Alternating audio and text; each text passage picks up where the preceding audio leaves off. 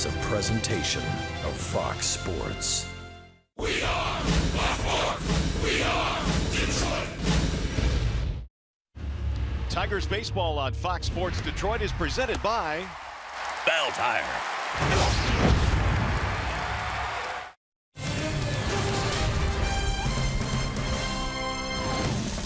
After an 11-game home road trip, it is finally good to be back home. Tonight, the Tigers play the first of 6 here at Comerica Park, and it is a beautiful night for baseball here in the Motor City.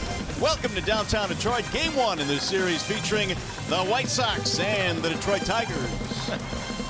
Hi again, everyone, and welcome to Tigers Baseball. Mario and Pemba alongside Rod Allen. Glad to have you with us here for Game 1 in this series. Well, Rod, the Odyssey is over. The Tigers are back home. That's a good thing. Month of June will be very important for this team. Absolutely, because the month of May wasn't very kind to the Tigers. They traveled a lot.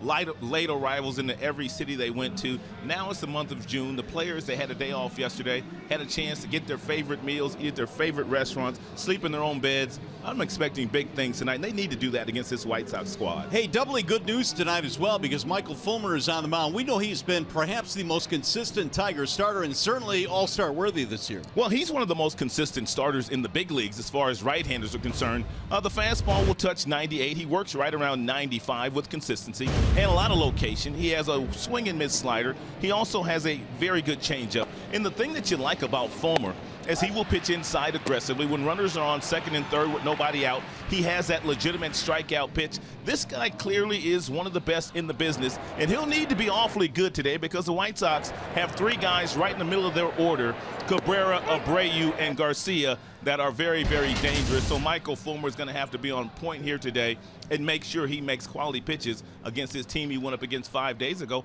and pitched very well, but he took the loss. All right, great to be back home. Should be a fun series here against the White Sox. Game 1 just minutes away. After a short break, we'll send you down to the Call Sam Studios. Check in with John Keating. And coming up in this one tonight, Tigers bats trying to restore the roar. Miggy, J.O., Victor Martinez, and the rest of the Tigers take on the Sox next.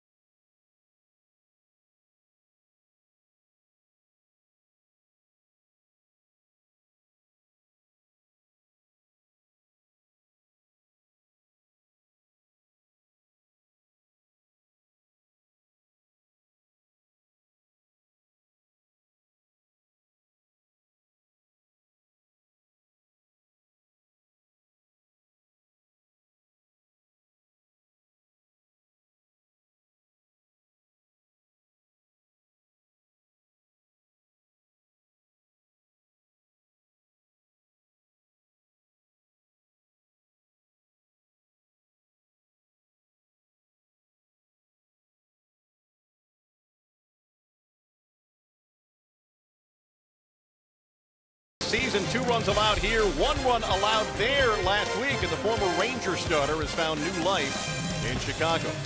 77 degrees in downtown Detroit. John Keating welcoming you back to the Call Sam studio. Last year, the Tigers and White Sox didn't play their first game until June 3rd.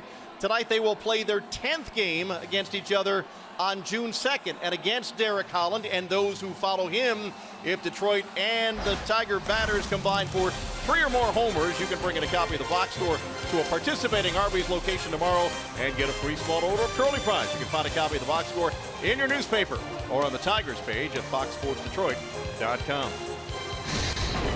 Tigers baseball on Fox Sports Detroit is brought to you by Comerica Bank, a part of Detroit and the community since 1849. By Ram Trucks, Guts, Glory, Ram. And by Kroger.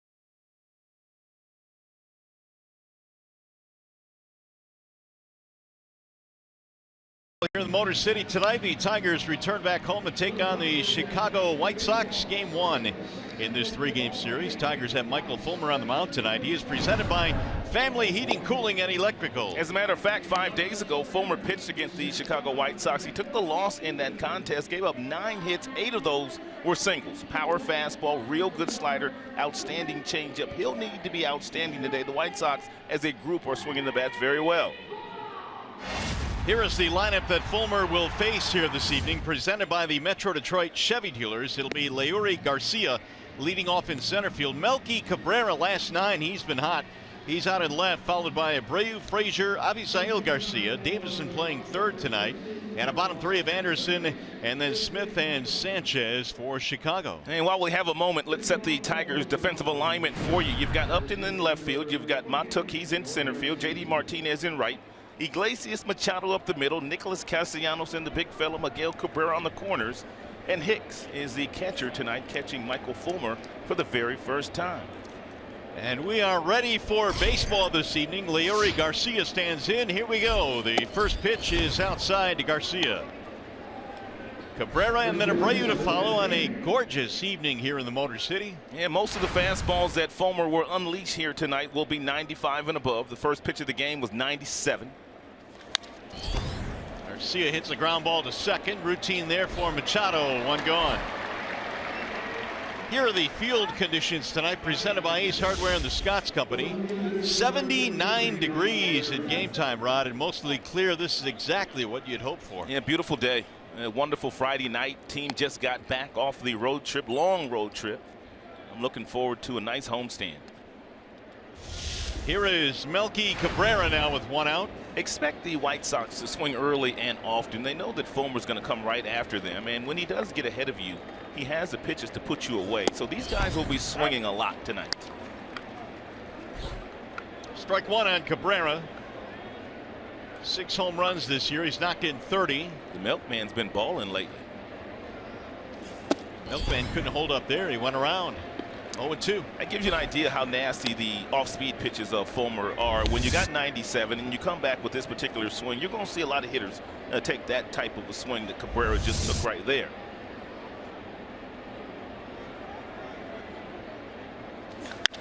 That's sky in the air to shallow center field. Right there is Mikey Matuk staring into the sunlight for out number 2. Well, how about you, partner? Did you get a chance to catch your breath yesterday after that grueling 11-day game trip? Well, let's see. We got back into the Motor City at about, what? I would say 3:30 we landed. By the time you get your bags, get back home, it's about 4:30. Get to sleep. You know what time I woke up? What time you wake? 9:30, baby. I just couldn't. Up and at 'em. Couldn't sleep in. Couldn't sleep in, but that's the way it goes. Fulmer goes to work now against Abreu. And he's got himself a long hitting streak against the Tigers, an 18-gamer, and overall this year, 10 home runs. He's one of the best right-handed hitters in the American League. I mean, this guy will take a single the opposite way. If you make a mistake on the inner third, he'll hit it out of the ballpark. Little chopper up the middle. Here comes Machado on the backhand. That's going to be a 1-2-3 for Michael Fulmer.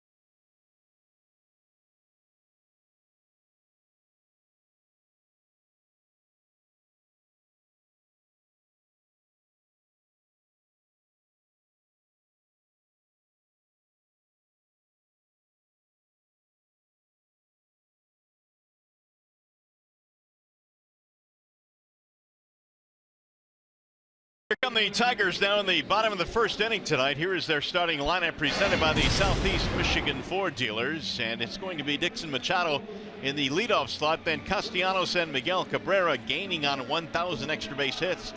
Victor, J.D. Martinez, and then Upton, the bottom three tonight of Hicks, Matuk, and Iglesias, and they are facing the left-handed offerings of Derek Holland. Well, they signed him to a one-year contract in the offseason, and in 10 starts this year, Holland has been outstanding. That .237 earned run average is good for top 5 in the American League. 52 strikeouts. He's walked 24. He's got a fastball that doesn't get to 95 anymore. He'll move it around. Slider, curveball, changeup, all part of his 4-pitch mix. Here is Machado to get it going. The Tigers still without Ian Kinsler, who left and was placed on the DL after a game in Chicago on the last road trip. Holland pitched a pretty good game against the Tigers 5 days ago in Chicago. But he ran into a guy by the name of Buck Farmer, that is, and Farmer was lethal that night. He punched out 11. I got to admit, I think Buck surprised us all that day. Didn't he, though? Threw a great game, and certainly Holland pitched well enough to win. Not on that day, though. Strike called on Machado, 2-1. He will use his changeup quite frequently to the right-handed batters. He will pitch inside to the right-handers as well. He's got a curveball and a slider, and he locates his fastball very well. Dixon, a pretty good road trip, 5 for 12. The average up to 282. No power numbers yet to speak of in terms of driving in runs. The 2-2 is low and in. 3-2 now on Dixon Machado. Defense a little bit the other way in the outfield. Romine has gotten some reps at second base. Machado tonight in that position. Holland now with the 3-2. Little pop up, and Sanchez will run it down, 1 gone. Let's take a look at the Chicago White Sox starting defense, brought to you by Tim Hortons. In the outfield, left to right, they've got Cabrera. They got a couple of Garcias in the outfield. One will be Leroy, the other Avisail.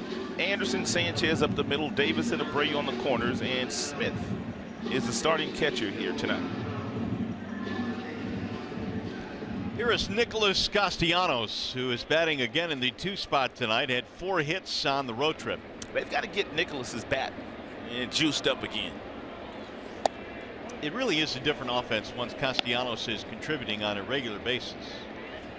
Nick has shown that he has the ability to drive in runs. They have him play to pull on the infield. Abreu, the lone member of their defense on the right side of the infield. 2-0.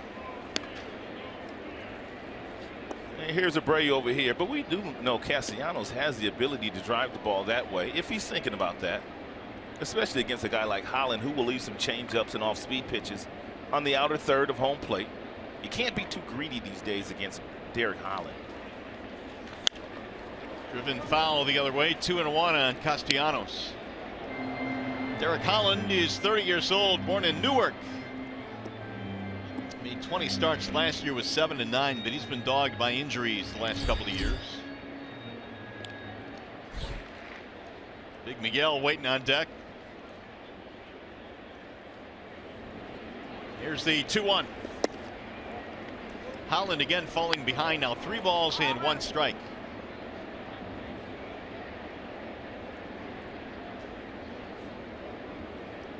A veteran left-hander, an ERA of about 2.5 in the month of May. This will be his first June start. Swing at a ground ball foul, 3-2. Holland used to be that guy when he was younger and that had a fastball that would get up to 95. Sometimes he would touch 97 with that fastball. He's always had a decent slider, curveball, and change. But now just mixing in the off-speed pitches a lot more frequently, and it's allowed him to keep hitters off balance to a 2.37 ERA in the American League. And he walked him, ball 4. Tigers have their first base runner. 1-on-1 out for Miguel Cabrera. Miggy now batting .260, but just 1 for 17 against Sox pitching this year. Hopefully that'll change on this homestand. When Miggy steps up in the batter's box, when you see every single defender on the field basically playing him straight up, and that tells you that a guy can use the entire baseball field, and Miggy has done that all year. Foul line to foul line. Yeah, in the era of shifts, you rarely see a guy get played straight up. I mean, every single member of their defense is basically straight up at their regular positions.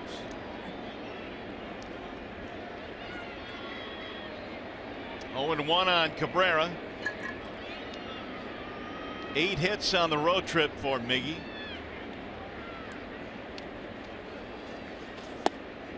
That'll miss low. And most of those hits for Miguel were base hits up the middle, base hits the opposite way with runners in scoring position when the opposing pitchers really aren't giving Miguel a whole lot to hit. But usually when Miguel starts to get those singles the opposite way, singles up the middle, teams start to come inside, and that's when Miggy starts to do some damage to the pull field. Holland stays away, 2-1. Well, Miguel had that one game in Houston in which he had a couple of hits, but even his outs were missiles. And you just got the feeling, Rod, that he was about to take off, but then he slowed down against the White Sox. And trying to get it going now here in the homestand. A little confab on the mound between Smith and Holland.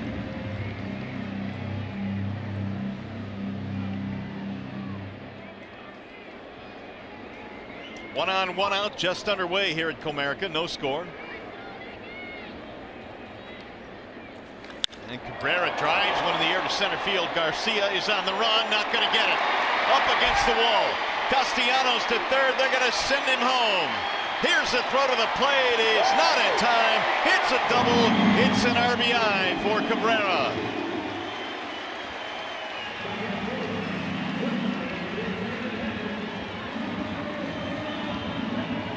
We talked about Miguel Cabrera and the fact that on that road trip, 8 hits, most of those were singles. And usually when Miggy starts to take his singles, he usually starts to get it going. It's our bell tire pitch by pitch at Holland tries to attack Miggy. First pitch fastball, then he goes outside with something soft, and then he leaves something out over the plate, and this is where Miggy does his damage. A 90-mile-per-hour fastball that Miggy's not trying to pull, and Garcia in center field with good speed, but yet he can't run this one down. And he gets it in, and Miggy's standing at second base. But look at Dave Clark really aggressively sending Castellanos home. Here is Victor Martinez now with a runner at second. And Vimar slaps it foul. In his last start against the Tigers, Holland gave up just 1 run in 6 innings. And now 3 batters into this game, the Tigers have scored. RBI 23 for Cabrera. Pretty good month of May for Victor Martinez. Over 300 in May. We'll see what June holds. That'll miss inside. 1 ball, 1 strike. They've got some good arms in their outfield, which is going to put some pressure on Dave Clark. 102 assists for their left fielder, Melky Cabrera, in his career.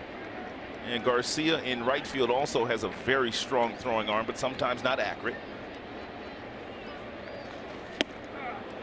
And even Garcia in center field, for a guy that plays center field, he's been able to throw the baseball very well himself. So lots of pressure on Clarkie tonight. They weren't wasting any time on that double by Cabrera, though, very aggressively sending home Castellanos. 1-2 on Victor Martinez. Swing and a miss. Down he goes. Holland has his first strikeout of the ball game. 2 gone.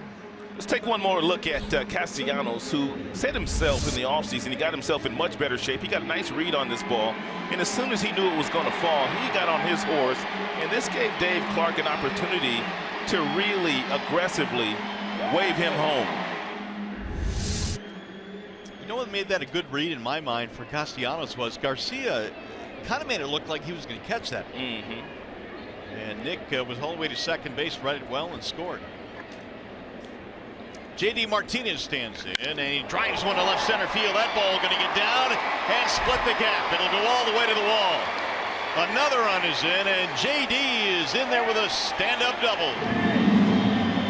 We had a feeling that the Tigers would come out swinging the bats very aggressively here tonight after a grueling road trip to end the month of May. Miggy doubles into right center field, and J.D. Martinez takes that same 90-mile-per-hour four-seam fastball and whistles it into the left center field gap for the second run of the evening.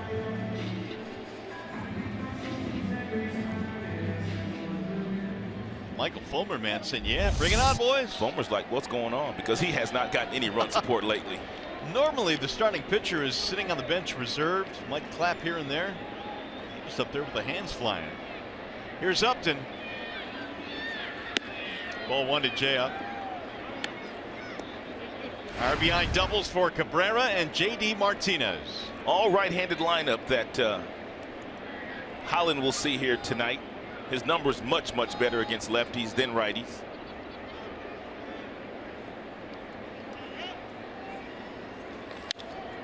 High fly ball right field.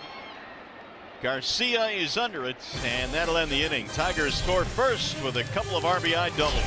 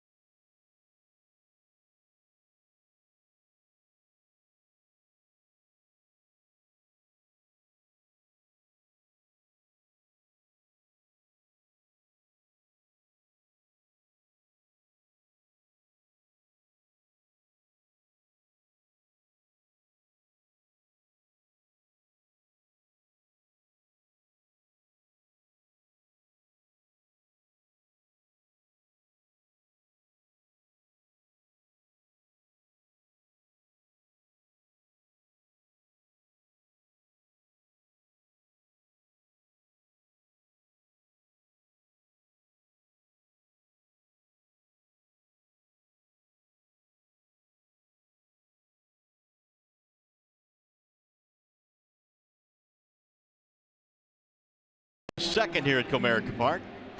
Stay tuned to Tigers Live following the game. We'll select the Fox Sports Detroit Tigers player of the game, presented by McDonald's. Stop by for your breakfast favorites, now being served all day. Michael Fulmer has a 2-0 lead to work with now.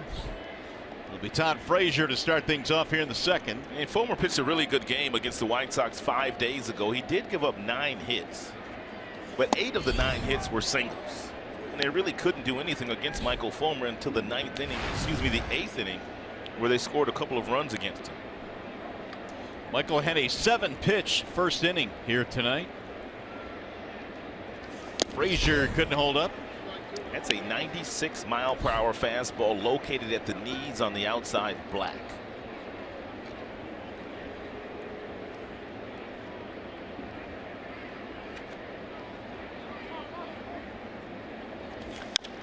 Chopper, third base side, leaping play. Castellanos, flat-footed throw, pulled him off the bag, but a tag for the out. 1 away. And Castellanos takes a couple of steps back and he grabs it. Then he throws flat-footed sidearm. And usually you're not going to make an accurate throw, but Miguel Cabrera, he's agile over at first base. He comes off the bag and then he applies the tag to Frazier as he walks by. Runs by, excuse me. Here is Avisail Garcia. They've got to start pitching Garcia inside a little bit more. He's been killing the off-speed pitches and the fastballs that are away from him, but they've got to start to pitch him inside a little bit more aggressively. He's worn out Tigers pitching this year. Yeah, 350, 353 to be exact, and a home run. He waves and misses. There you go. That's what I'm talking about right there. Ooh, 99 miles an hour. Where did Fulmer get that from? And this is where you have to pitch him, though. 99 inside. There's nothing Garcia can do with that.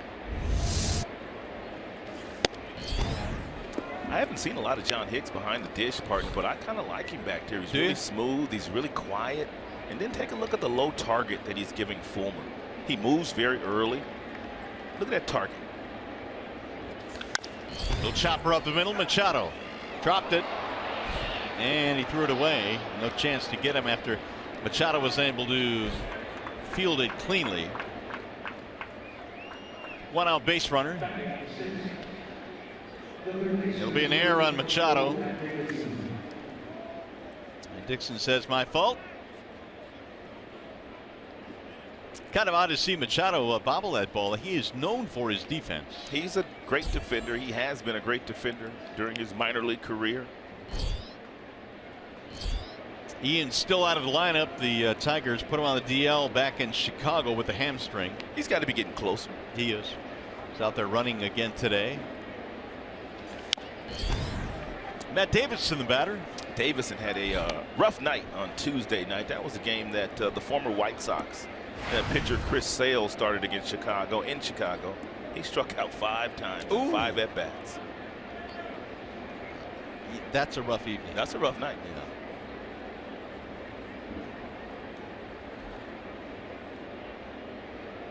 Here's the 0-1. Well, he's behind 0-2 now against Fulmer. Fulmer has come out here today, Mario, and every single fastball has been 96 and above. He's thrown 1 at 98, and he's thrown 1 at 99. I would ask you, do you think it's something that he can sustain throughout the course of the game? But we've seen him do that a million times already. Well, he had an extra day's rest. And so he's basically pitching on 5 days rest, pitching on the 6th day here today, and he is awfully strong out there so far tonight. 5 straight starts of going at least 7 innings for Fulmer. Tap foul, 1-2 the count. And on top of that, Fulmer has made 10 starts this year, and every last one of his starts have been a quality start. That is 6 innings or more, giving up 3 earned runs or less for those of you out there that don't know that stat. I'll go you one better. He has 12 in a row dating back to last year. Okay. I'm sorry. Here's the 1-2. Hard hit ball to the shortstop on 1 hop. Iglesias to second and on to first to double play.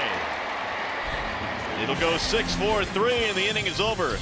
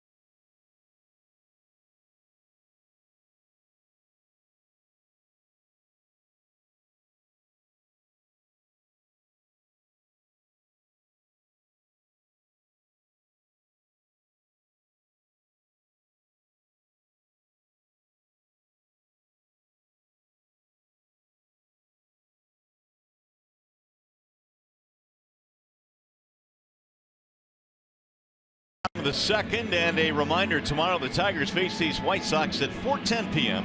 Be sure to arrive early for the special pregame on-field clinics hosted by Tigers players and coaches. Visit tigers.com or call 866-66-TIGER. That is always a really good time for the young peeps and get out and get a chance to learn from some of the Tigers coaches and a few of the players. Now Holland goes back to work in a 2-0 ball game. John Hicks looks at a ball high. We might see Holland pitch inside a little bit more aggressively here in the second inning. The Miguel Cabrera double and also the J.D. Martinez double were both fastballs that were outside. Down the left field line. That is going to get down. Foul. Just outside of that line. Right there to make the call was Fielding Culbreth. And not fouled by much. Ooh, wow. Very close.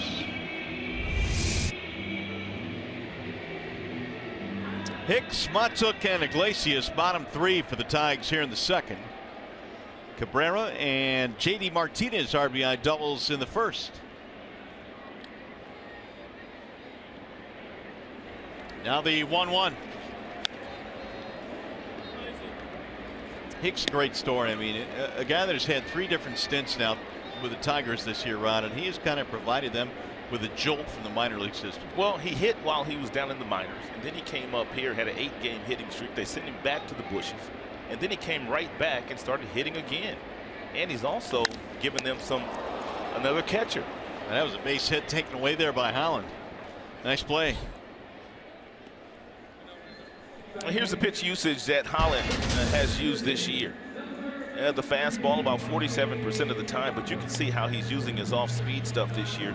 The curveball 22%, 19% with the slider, and also utilizing the changeup very effectively, and that's why he's off to a pretty nice start. It's almost like he's kind of rediscovered himself this year. Agreed. Yeah, I mean, he's not really the same guy that had a really good career in Texas. He's had some injuries. Here's Matuk. Fly ball deep in the air to left field. That ball is way back, and Mikey has jumped him. It's gone, a home run. And a 3-0 Tigers lead. Look out, Mikey. I see you. Oh, yeah, I see you. Third of the year for Matuk.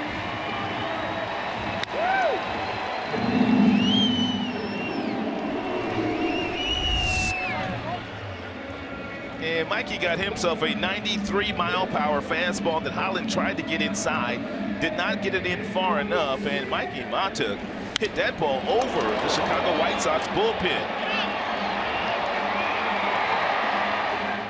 The Tigers have to keep pressure on the White Sox, because one of the things that you want to stay away from when you play the White Sox, you want to stay away from the back end of their bullpen. It has been awfully good. So the more runs you score early in the game will allow you to get to the front end of that bullpen, and you can stay away from guys like Swarzak and Canely and Robertson.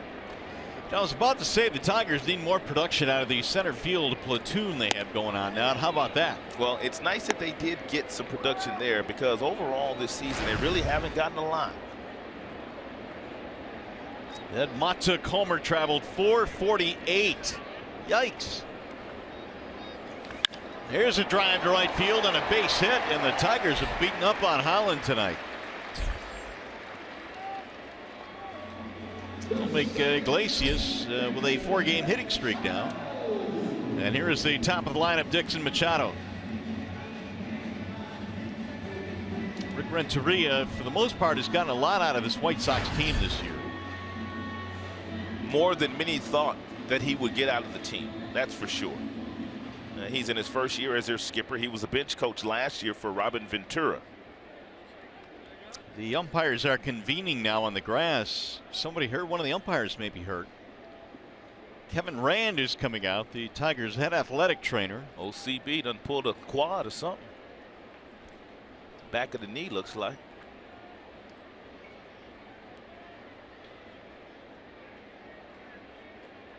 You don't very often see the trainers come out and look at the umpires. C.B. Buckner is umpiring second, or make it first base in this game tonight.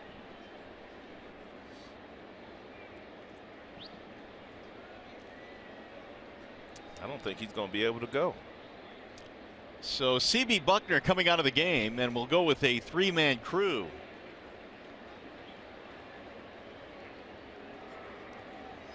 He appears to be walking okay, but there's obviously something wrong with that right knee. I don't know if it happened on the last play on the single by Iglesias. I assume it did. Let's take a look at CB. You see where he is right there. It looked like he hurt himself right away as he jumped. Oh, right there. Can't tell what happened. whatever it was, came up and bit him. It looked harmless. So we worked out with a 3-man umpiring crew. It's a strike called on Machado. Tigers lead 3-0. Mikey Matuk with a homer here in the second.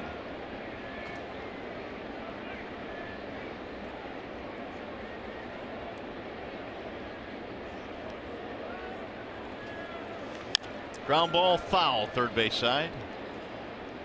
0-2 on Machado, who popped up in his first at bat.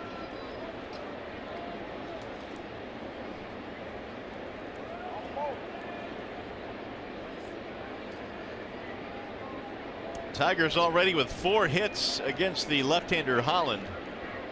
Came into this game with pretty good numbers in 2 starts at Comerica Park. He had given up just 3 runs in 13 1/3 innings in his previous starts here. But not so good tonight. Swing and a miss, and out of there is Machado. Hey, just a reminder, as you enjoy a cold one, to look forward to Miller Time later in tonight's game. It's brought to you as always by Miller Lite.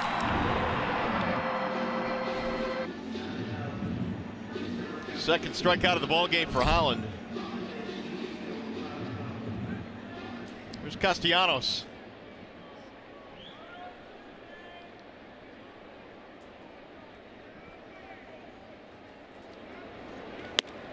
Ball 1 to Nicholas. Back on Tuesday in KC, Castellanos hit his 100th career double. And the Tigers hoping for a hot streak from their third baseman here in the month of June.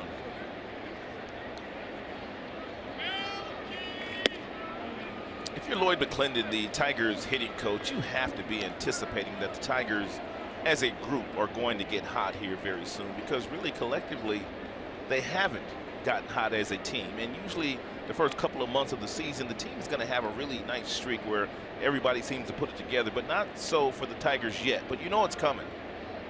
It could be tonight. Runner goes. Swing and a miss. And no chance for Smith. It'll be a stolen base and an easy one for Iglesias.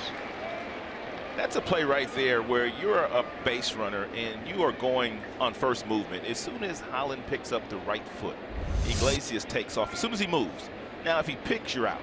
And if he pitches, you're going to get a stolen base standing up. And that's exactly what occurred there. 4th of the season now for Iglesias. RBI chance here for Castellanos. Holland has been behind in the count a lot tonight. That'll make it 3-1. And Tigers are doing a very nice job of making him throw the ball over the plate. In that outing a few days ago in Chicago, he had 17 swings and misses while he was in the game. So he kept the Tigers off balance and really pitched well enough to win that game. But Farmer was that much better than him that night.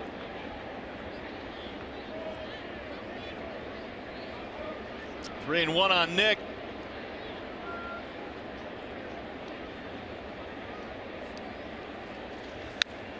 Three and 2 now on Castellanos. Here's a question. Everybody talks about all these White Sox that might be available at the trading deadline. Derek Holland, I think, if he continues to pitch well, would be awfully attractive. It's a great point. They got a lot of guys that they could move. We talked about Canely and Swarzak in their bullpen, Robertson, their closer. They've got a lot of pieces that they could move if that's exactly what they want to do at the trade deadline, and they're going to move some pieces. That'll be a walk, the second of the game for Castellanos. That is awfully dangerous for Holland. 2 walks to Castellanos to get to Miguel Cabrera. Yeah, and Nick came in batting 209, and now Don Cooper comes out. The venerable pitching coach for the White Sox.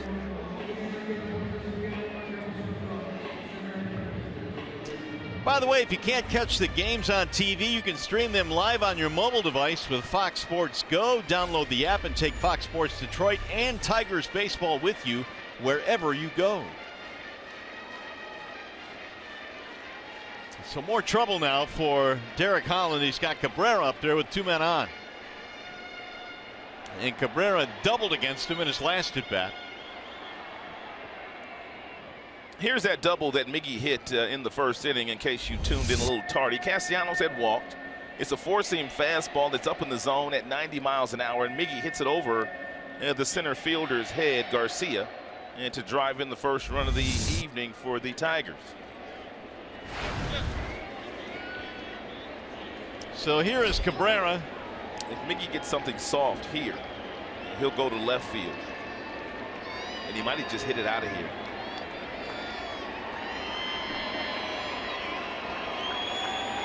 Tigers already 3 runs on 4 hits. Trying to bust it wide open early. This crowd is enjoying itself here early tonight.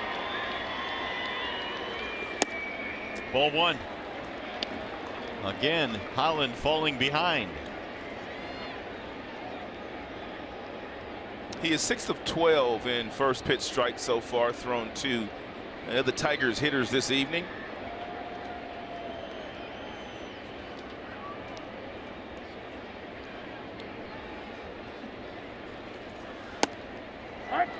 Cabrera's double in the first inning was his 999th extra base hit of his career, and so the next one is going to be a big one. A big one is right. A big one. 1,000 extra base hits, and it could happen right here.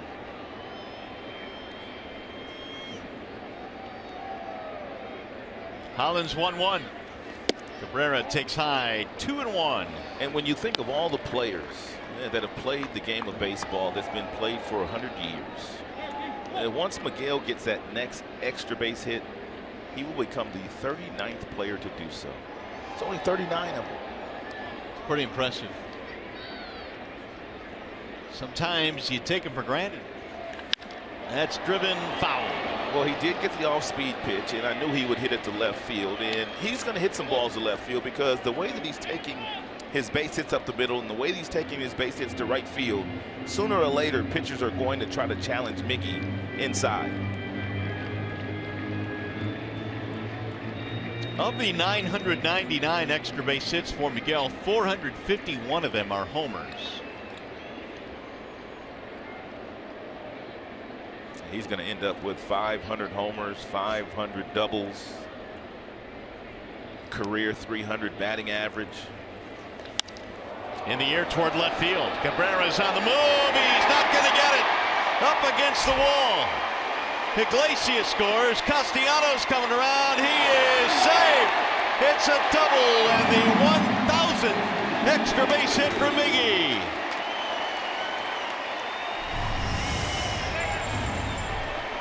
Didn't take him long to get it, did it? 2 at bats here tonight, 2 doubles. He got a changeup or something soft at the bottom of the zone, and we predicted that Miguel would hit the ball to left field. He goes down and takes that ball off his shoe tops. It's a slider, and he hits the ball over the head of the left fielder, Melky Cabrera. Iglesias is going to score easily from second base, and Castellanos, for the second consecutive at bat, he has to get on his horse again to score. And Michael Fulmer absolutely loves it. 2 more runs in. And the Tigers now lead 5-0 tonight. And here's Victor Martinez. Vimar drives to center on the line. That'll drop. Base hit. They're going to hold Cabrera up, but he's coming through the stop sign. And he is out. Come on, Mickey. You're not Superman now. And he was drilled at home plate. And easy out there. Dave Clark held him up, but he ran through. Sure did hold him up. Stop, stop. Please stop.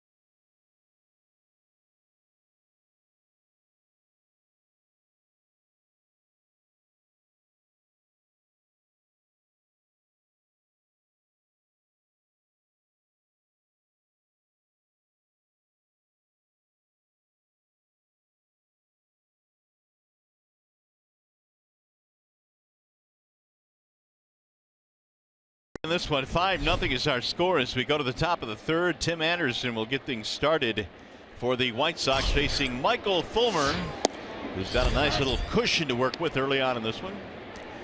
Here is the Bernstein advantage, and you can see that Fulmer owns Tim Anderson. 1 for 12. He's had the advantage, and Fulmer deals a strike 0-2. Anderson, Smith, and Sanchez bottom 3 for the White Sox. Tigers had their hitting shoes on tonight. 5 runs on 6 hits. Michael Fulmer's on one too. Swinging, missing. Anderson, no chance. Back-to-back 96-mile-per-hour fastballs and a 95-mile-per-hour fastball to put him away. Chicken with Mickey York and Ram Trucks game break. Hey, Mario, of course, I know Tigers fans will recall that this winter the Tigers made it no secret they were planning on shopping some of their big-name players. But, of course, the market never materialized. But with rumors persisting that the Tigers could be sellers again by the end of this month if things don't improve dramatically, I asked Al Avila in our conversation this afternoon if he anticipated the market perhaps being more favorable. I don't think the market is going to change much at all. I mean, with the new collective bargaining agreement, I think teams are, obviously hoarding young players, watching obviously not going over the luxury tax and not, facing the penalties that you're going to face. Obviously, we're already in that mode from previous history. We're going to be paying luxury tax, and of course, we will be penalized. So we have to move forward now with a different mindset. But as far as, when are you going to sell any of that kind of stuff, talk, that's not what we're focused on. Right now, we're trying to focus on trying to get the team more consistent, playing better baseball. Yeah, and Al's right. It's a little premature to start talking about what the Tigers might be doing at the trade deadline. But he also added, look, he still feels this team can contend, and with good reason. Just 3.5 games out of first place. They were 3 games under 500 at this time a year ago, and went on to finish with the 4th best record in the American League. So still a lot of baseball yet to be played. But they'll be watching, of course, very closely what transpires here over this month of June. But with all these games coming up here home, Mario, certainly the time is now for the Tigers to make a move. Absolutely, Mick. Thanks very much. And Rod, when you look at it, there's still 2 months before the trading deadline. That's a lot of games. That's a lot of time. And you do know the Tigers are going to perform a lot better. And we do know this much as well. Michael Fulmer has performed well all season. And back-to-back strikeouts in this inning. And now C.B. Buckner is coming back onto the field. He left the last half inning with an apparent knee problem, but he's jogging back out to the field. It does not look like CB's 100%. But he's going to give it a go. And here's the last strikeout here of Smith. That's a slider that's up in the strike zone. Here is Yolmer Sanchez. Ball 1 to Sanchez. He's been struggling a bit lately. His average now is still 291, but only 148 over his last 11 games. He'll slice one toward left field. Jay up on the run, not going to get it. It's a fair ball to the corner, and a ground rule double for Sanchez. That'll be the first hit of the ball game for Chicago.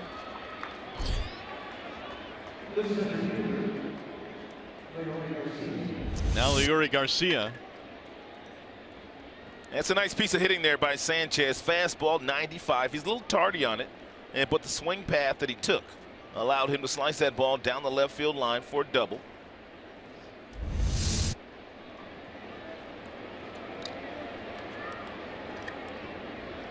Garcia, ground ball. He's first time up.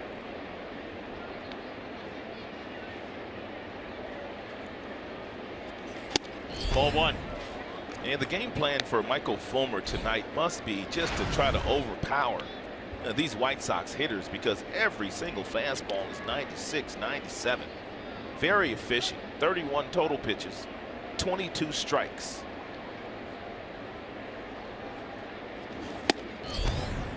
He was just so dominant last year in that rookie season. It was about this time of the year where he was putting together that long scoreless streak of better than 33 innings. It finally ended in the month of June. Look at that. 28, 95 and above, and he's only thrown 32 pitches. Pounded foul back out of play. 2-1 on Leury Garcia.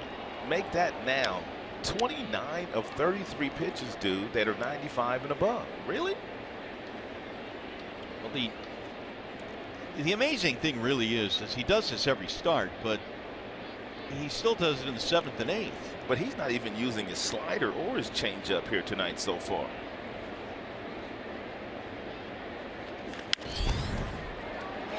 '97. I don't think I've ever seen Fulmer come out with this kind of aggression that he's come out with here tonight. But then again, 6 days ago, he pitched very well against them. Yeah, he looked locked into that ball game, and as you mentioned, probably, should have won that game. And I would think, Rod, there are a lot of games this year that Michael Fulmer could have easily won that, for lack of run support, Houston comes to mind. Absolutely. And to an extent, JV in the same boat. He has had at times for lack of run support. The 2-2 is slapped to left field. That's going to drop. Base hit. Jay up charges. He's going to fire it home, and not in time. It'll be an RBI single for Leury Garcia. Now it might be time for Michael Fulmer to start to mix in some off-speed pitches. He's really tried to bully these White Sox through the first couple of innings, and he's had success doing so. But he's given up a couple of hits here in this inning. Both of the pitches were hit at 98 miles an hour by left-handers the other way. Might be time to mix in an off-speed pitcher too.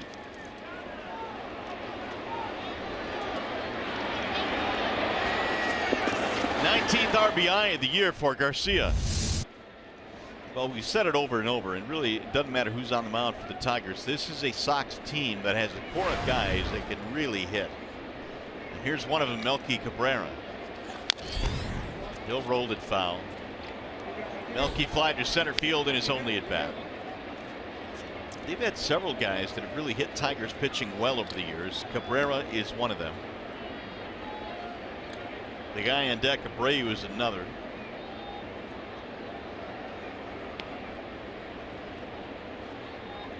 Here's the 0-1. A little bit slow. 1 ball and 1 strike on Melky.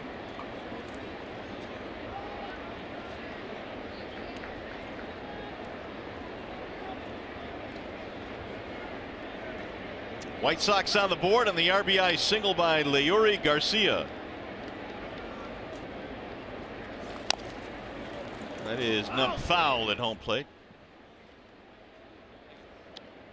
1 ball and 2 strikes.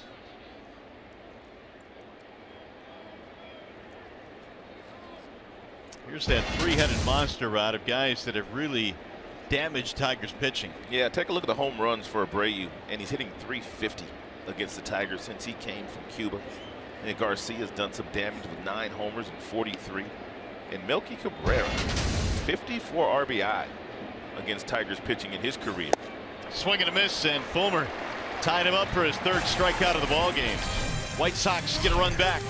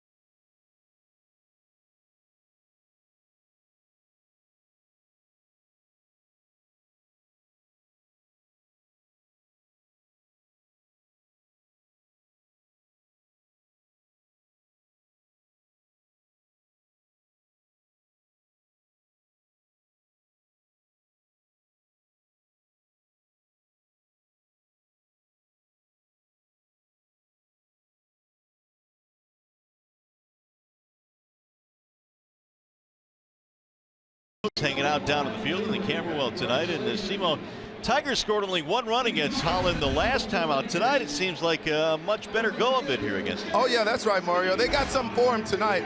He's had a lot of success though against the Tigers, holding them 3 runs or less. But tonight he's made a few mistakes. The boys are back to that solid approach that it takes to put up some big time runs.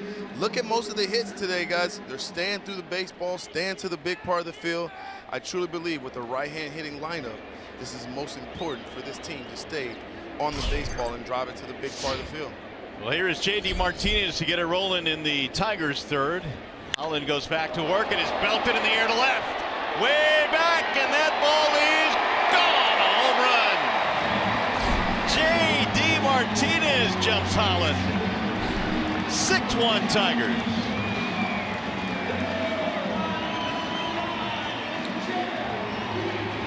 Tigers have got their big boy pants on tonight. And making a couple of doubles. JD with a double and a big fly.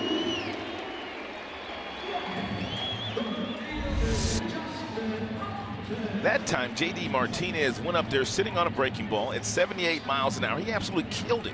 His first time up, it was a 90-mile-per-hour fastball. He knew he was not going to get that pitch again from Holland. That's a nice job of anticipating and getting what you were looking for and not missing it by Martinez. That is 9 home runs now for JD in just 20 games. And both of his hits today have come on first pitches. The double and the big fly. The last one 430 feet, just like Craig Monroe used to hit him. J-Up fouls it off. Seymour, I'm jealous of you today, boy, because you got the best seat in the house for Michael Fulmer, who is on one today. I know. I'm excited to see him get back out there. Man, I love watching this young man pitch. He does remind me of young JV. He is just... He's a bulldog out there, Rod. 98-mile-per-hour fastball. That's what he's used most of the day. He's not comfortable at bat. Not at all. 3+ pitches, nasty slider, changeup. His fastball is a legitimate swing and miss pitch as well. 97, 98 with some movement. It's got some real life on it. As the old scouts would say, Mario, Fulmer, he's what they look like. That's what, yeah. He's what they look like. 1-2 on Upton. Here's the other thing about Fulmer, and Simo touched about it and kind of compared him to JV. It's that he's able to keep that velocity deep in games, and even in the 7th and 8th innings when you've got guy on bases, that he's just able to rear back and throw 97, 98, and it's lights out. He reminds me of a young Kurt Schilling with that power fastball in the mid to upper 90s with outstanding command that gets stronger as the game goes on. Oh, Upton is drilled by the pitch. Okay. J-Up not too happy about that. We'll discard the bat. Well, the reason why J-Up is not real happy about it because he may feel like there was some intent there. Or else he just goes down to first base.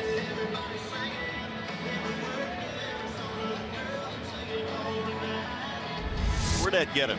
They got him in a good spot. Right on the backside. Some of us got a little bit more padding than others.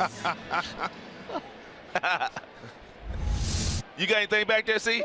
I got a little bit back there, Rod. A little cushion. You're going to need it when it's 92, 93. If you're going to get hit, that's exactly where you want to get hit at. To your point, though, when you talk about J-Up possibly thinking that was on purpose, I mean, I personally don't think it was. But as a hitter, when you get hit, and especially when your offense is putting up the kind of numbers and hammering the ball the way the Tigers have early in this contest, you do feel like that, though, Rod. Meanwhile, Hicks fouls one back 0-1.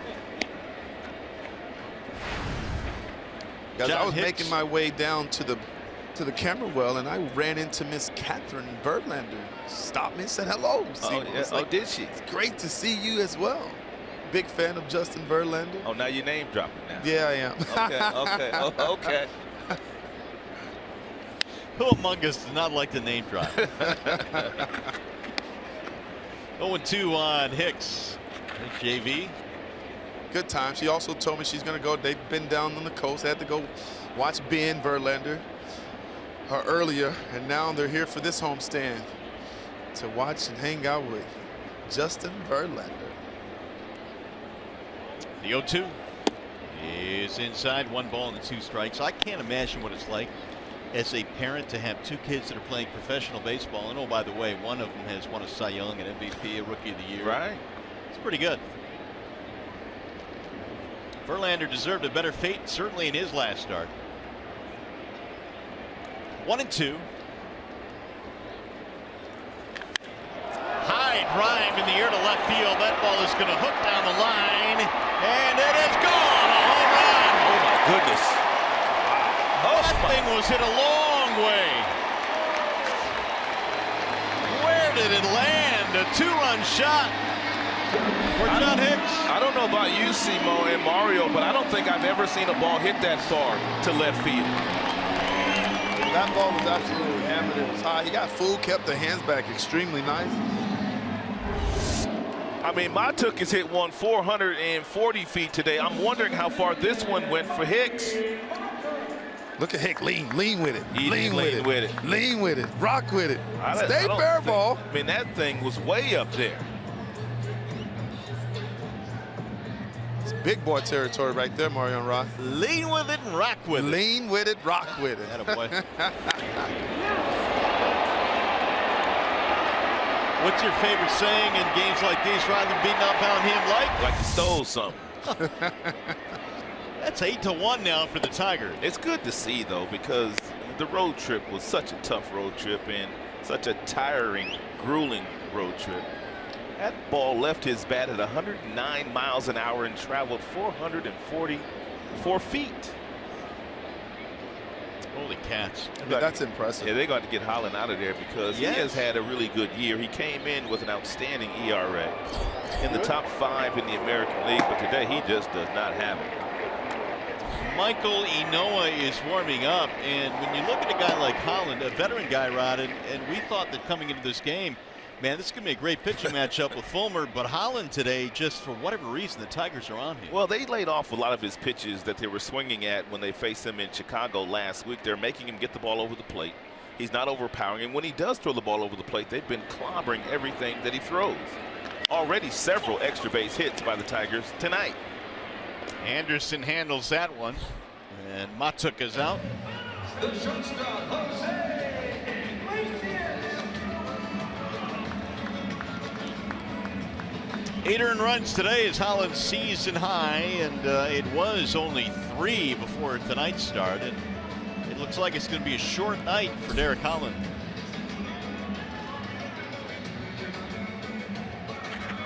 Rick Renteria comes out, takes the baseball. It's going to be a wall side windows pitching change. We'll be back.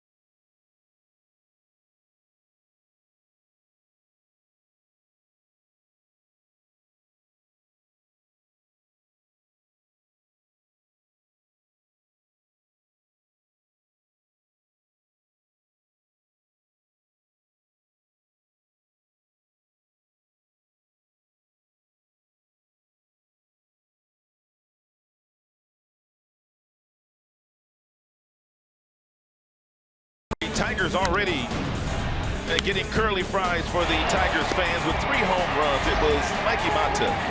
He homered early in the game. Then J.D. Martinez, he homered in this particular inning. And then you have Hicks also homering on a breaking ball, hit 444 feet from home plate. It left his bat at 109 miles an hour. There's John Hicks, who's nothing but smiles here tonight, doing a fabulous job of catching Fulmer and also adding on the offensive end as Michael Inoa checks in. He's got a decent ERA, 3.48 ERA, 19 strikeouts, 11 base on balls for Inoa. You have to gobble up some innings tonight. Tigers bounce Holland out of the game here in the third. Yeah, Inoa's got a fastball that will get up to about 94. He also throws his slider quite a bit. He will use his curveball and a changeup. Deep in the hole, knocked down by Anderson, but no play. A base hit for Iggy. Another Tigers hit in this game. Now time for the AARP Getting to Know Dixon Machado. Did you know that he was signed at the tender age of 16 by the Tigers? Made his pro debut at 17 and his major league debut at 23. He's been in the Tigers system in a while. Dixon is up there now with a man on first, 1 out. 8 runs on 9 Tigers hits, and we're just getting heated up.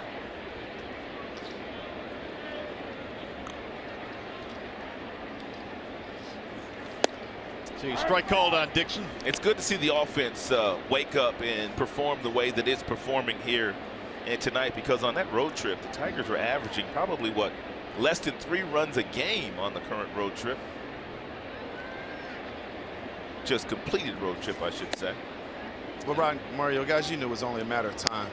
You look at the track record of these guys, Miguel Cabrera, Justin Upton, Vmar. I mean, these guys have tremendous track records, so you knew that this offense would click. And it was it's the strength of this team, if you ask me. That ball hammered in the air to center field. Garcia's on the run, still going, and he won't get it. This will go to the wall. Machado gets into the act. Here comes Iglesias. He will score. Throw to third, not in time. That's a triple for Dixon Machado, and the first of his career. And Dixon Machado gets himself a little spinner. I mean, that's a breaking ball that doesn't do a whole lot. He hits this ball about as far as he can hit one. And you can see the number 28 on Garcia, who was playing in shallow right center field. And by the time he runs it down, a ribby and a triple for Machado.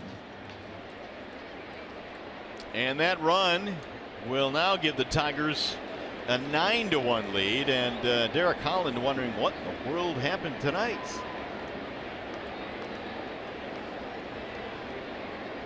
He's going to face Castellanos now. It looks like it's going to be one of those nights where it doesn't matter who the White Sox put into the game. The Tigers are just swinging the bats very well so far, and through the first 3 frames. Tigers already have 7 extra base hits in this game, 7 of them, and we're only in the third. They asked for the trainer. Something wrong with Inoa. There's Herm Schneider going to run out with the manager, Rick Renteria. It's been an ugly night for the Chicago White Sox. Seymour, you were talking about the fact that it's good to see the Tigers finally get going offensively, but how does a team with this much talent go into the collective slumps that they've gone into at times this year? Well, I think because they wasn't hitting early, they wasn't scoring enough runs. You start to feel the pressure, you start to hear the rumblings, and guys want to take it upon themselves to go in the batter's box and really try to hit a 3-run home run with nobody on base, and that's something that you can't do. Guys chase pitches out of the strike zone, and they were doing it as a group and collectively. And now that they're back, they walked a lot on that last road trip, and it told me that they were letting the baseball travel. And those are good signs, Mario, especially early in the season. We watched this team continue to drive the ball the opposite way, hit fastballs where they were pitched, and it looks like to me they're back to that. Yeah, they're back with a vengeance. Meanwhile, the Sox going back to the bullpen in a wall-side windows pitching change.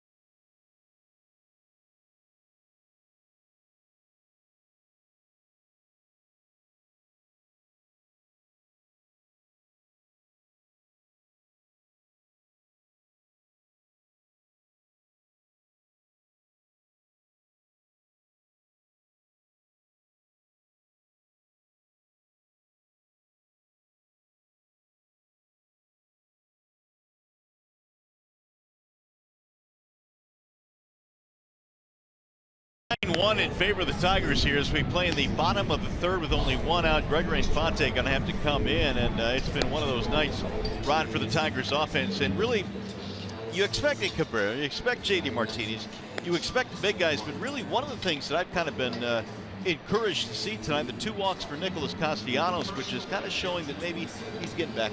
That's always the telltale sign when a guy has been struggling, a guy that comes out, he gets himself a couple of base on balls. He scored a couple of runs today on big hits off of the bats of Miguel Cabrera. It's a wonderful, wonderful sign, but I was a little disturbed. I was afraid when the game started because I didn't know what we'd get against Holland, to be honest with you. Simon, what about you? I mean, you mentioned the Tigers, you know, their players, they hear the whispers when they go through those rough patches like they did on the recent road trip. But this is now a situation, I think, where they feel more comfortable at home, and this might get them rolling here in the month of June. I believe so, Mario. And again, you just want the guys to remain confident. A lot of times when you're not having success, trying to do too much, trying a little bit too hard, you really don't give yourself a chance to have that success. And now that they've gotten back home, they've got a chance to rest a little bit, get home and see their families, clear their minds, and get over a long, tough road trip. This is good to see for me. 10 knocks, 9 runs. I like seeing these crooked numbers. Here's the other thing. John Hicks with a big home run in the ball game tonight. They've gotten some production out of a guy that's on the DL right now in a Ducey. And you know, we always talk about, guys, the fact that you've got to have depth in your organization. Sometimes the big moves are the moves that nobody pays attention to in December and January. Absolutely. That's when you're starting to compile your roster for your AAA team. But you have to keep in mind, you have to sign a lot of guys that have played in the big leagues, and you have to overpay some of those guys to make sure they come to your team. And you also have to invite them to Major League Spring Training. And then once you've gotten all those accomplished, and you sign them, now you can send them to the minor leagues if they don't make your team. And if you have an injury like the Tigers did to JD or whoever, you've got guys like a Ducey and Hicks you can call up that can do a job for you. Simon, what about you on the guys the Tigers have pretty much called up from the minor leagues this year? And you know, you don't know what to expect sometimes, but really to expect what they've provided might have been a little bit too much. Well, I believe coming into the season, guys, there was a lot of questions surrounding the Tigers and having depth. Well, you look at the fact that Ducey was able to come up and he was very productive before going on the DL. You also have to look at what Hicks has been able to do. I mean, he's done an outstanding job calling the games. He called his childhood friend Justin Verlander, caught him the other day, and that was an outstanding pitching performance by Justin. And then tonight, going up to the batter's box and getting a hanging breaking ball and hitting an absolute bomb to left field. So you got to love the fact that the Tigers are showing signs of having depth in the minor leagues.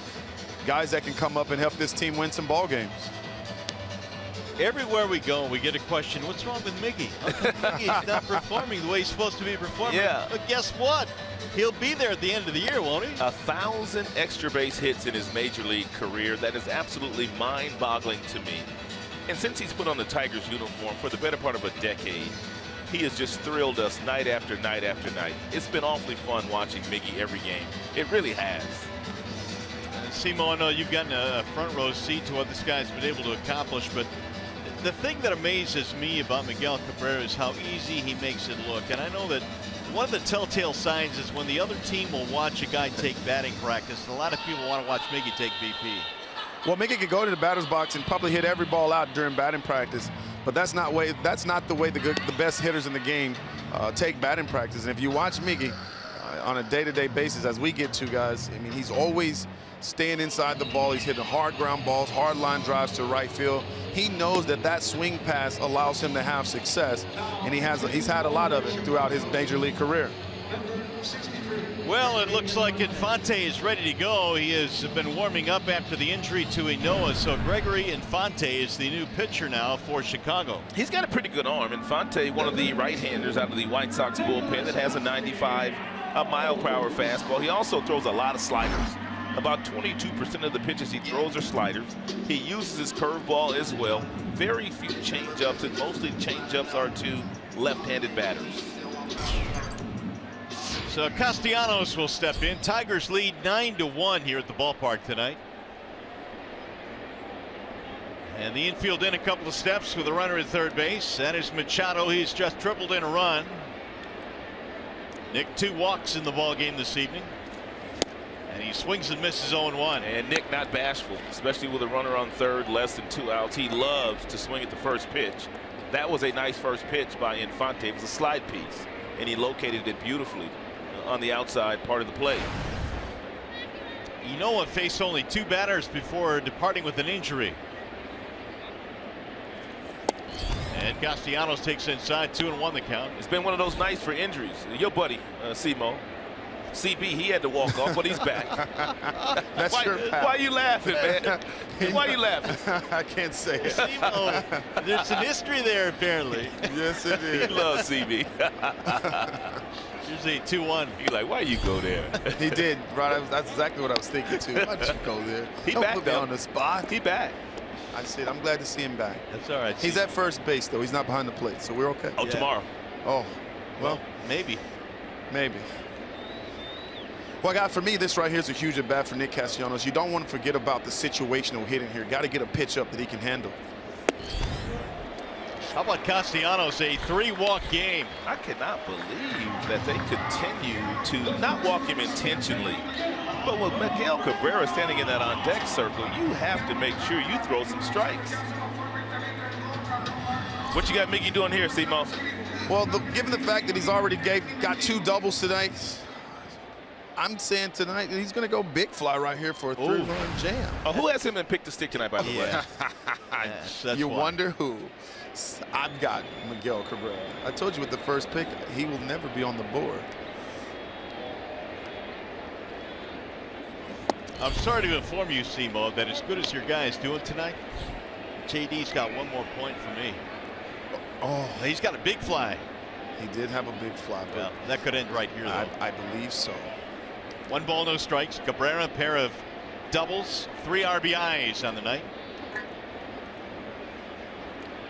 Now the 1-0. Slide low and away, 2-0. And something else to consider here, that Michael Fulmer has been sitting down now for 25 minutes. And you wonder if he went inside to throw before coming back out and putting his jacket on. But that's a lengthy sit down. I don't expect it to really phase Michael, though. Well, if you watch him right now, you got a great view down here in the camera well, guys. That ball hit deep right field. Garcia going back. He runs it down at 330.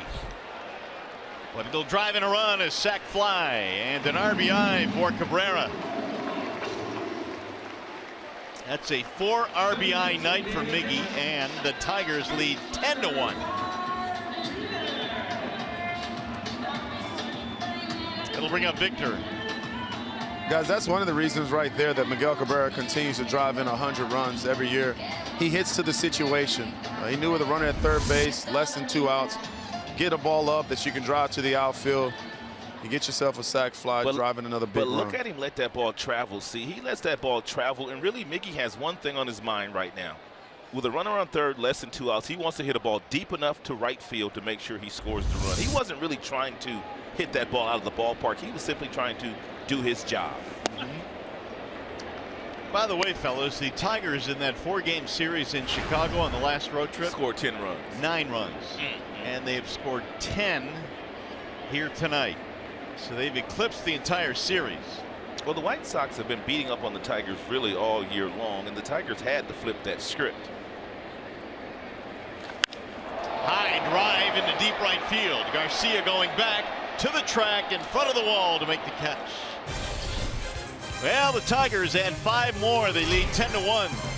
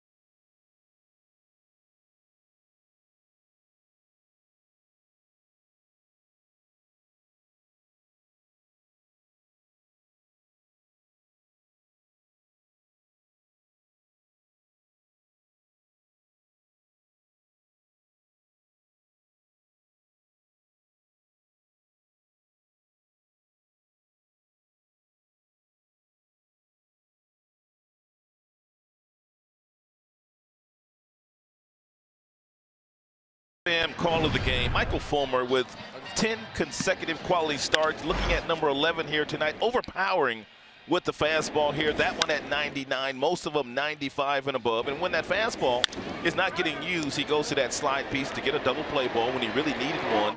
And then he's getting the swings and misses on the slider as well. Throwing that slider anywhere from 89 to 92 so far here tonight. He's an absolute beast.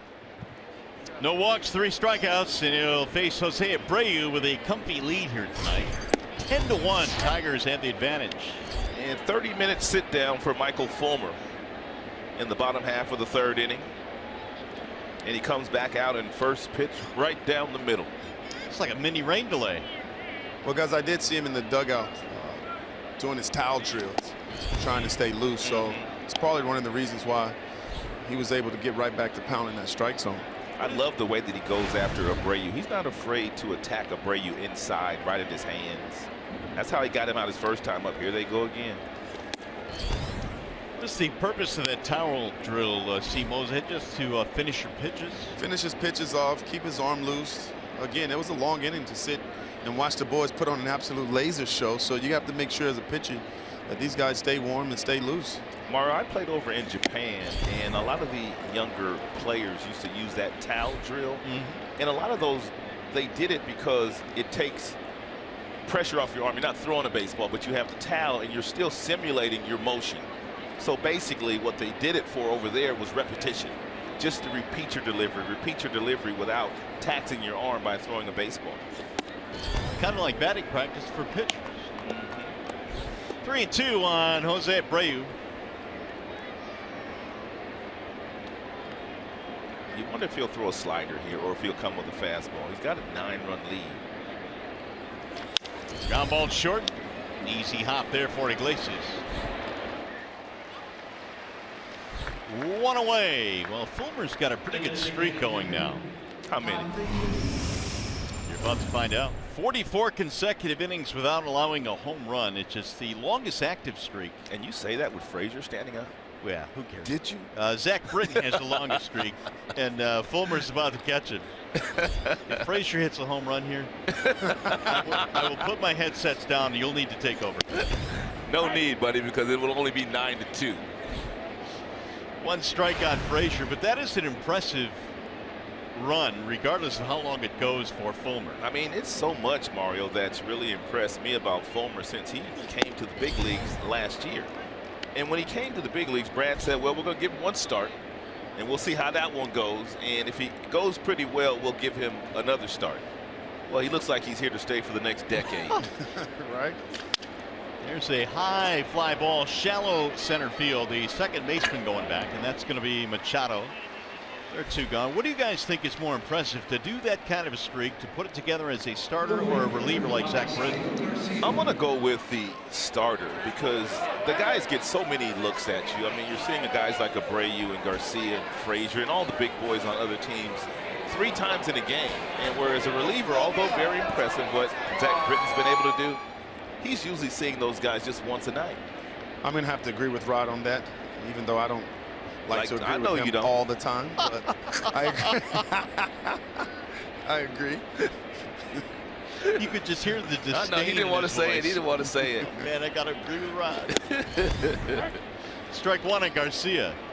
But it's impressive what Zach Britton's been able to do, too. Keep the ball in the ballpark, playing in that bandbox he plays in Baltimore. Yeah, and that's true. I mean, in Baltimore, to be able to do that for half your games, that is awfully impressive.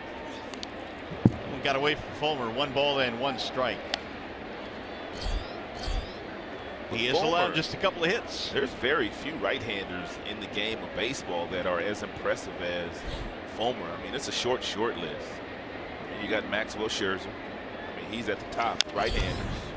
You got Verlander, you got Corey Kluber. You have a few, and he takes a back seat really to none of them. We showed a graphic early in the game, all-star worthy. I don't think there's any question right now that Fulmer is putting together an all-star first half. And guys, are you noticing that Fulmer is really crowding these guys with good fastballs on the inside part of the plate? It's hard to hit 98C. Chop slowly towards short. Iglesias. And Garcia's out by half a step. Barely. 1-2-3 inning from Michael Fulmer.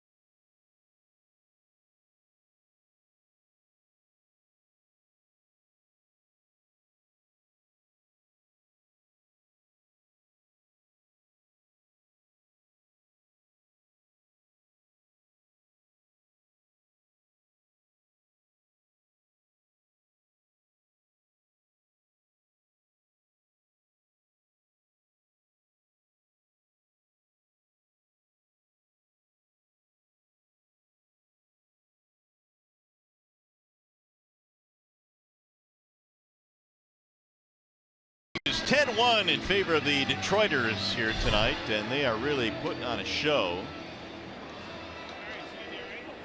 Here is Menard's big money encounter. We kind of touched on this a little bit ago, but in that series in Chicago, 9 runs, 7 extra base hits, 3 homers in the entire series. Here's what they've done tonight. And that's not the total story. And the Tigers struck out 49 times in that series too, didn't they? Yeah, good point. So it's been impressive to watch. And the Tigers will have J.D. Martinez to lead things off, then Upton, and then Hicks. And J.D. has swung at the first pitch on both of his plate appearances so far here tonight. RBI double and a homer. 9 home runs already and 21 runs batted in for J.D. It's nuts. It's ridiculous, really. It is 20 games, right, since he came back. So major production. It's a good breaking ball there by Infante. After the first pitch at 95, he comes back with a nice bender with good arm speed and sells the pitch very well at 83 miles an hour.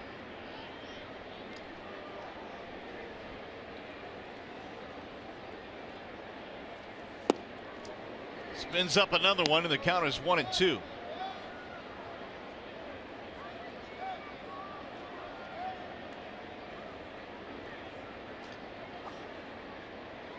Infante called up from their AAA team in Charlotte back in the middle of May 15th. The 1-2. Rolled foul.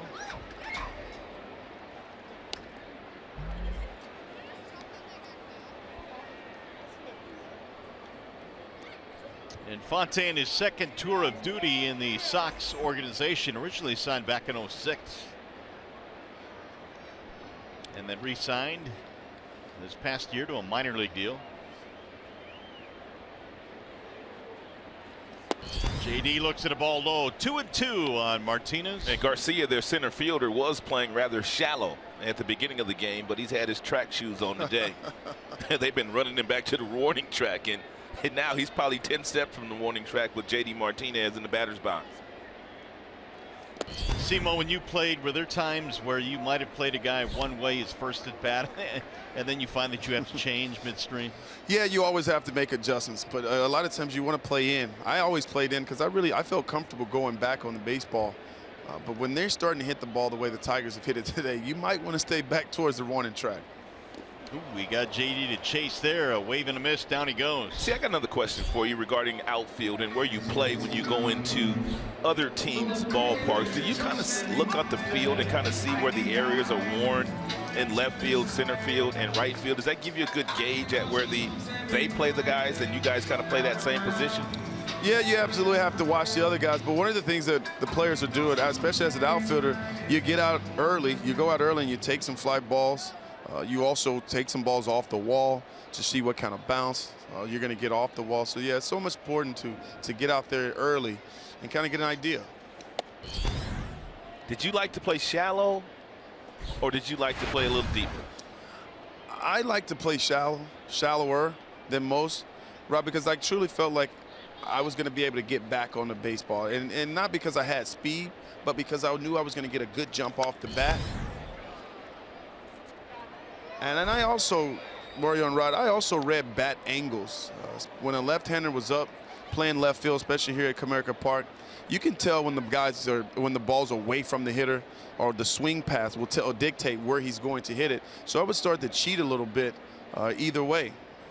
George Foster, who used to play for the Cincinnati Reds back in the day, he was part of the Big Red Machine, and I know I'm dating myself when I talk about George Foster. A lot of people don't know about George, but George used to use that P72, and it was a black P72.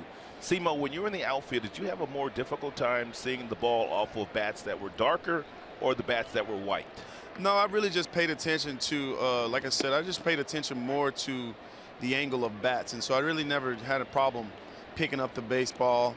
I was always putting myself in a position where I felt like to be a good defensive player, you have to want to make plays. And that was one of the things I took pride in, right? And so I always just watched the bat angle. And I learned that, guys, from Jim Edmonds. He was good. Yeah, George Foster said he used to use that black P72 because they had a more difficult time of seeing that off of his bat at night. He did. There's a base hit for Upton, who joins the party. 1 on and 1 out.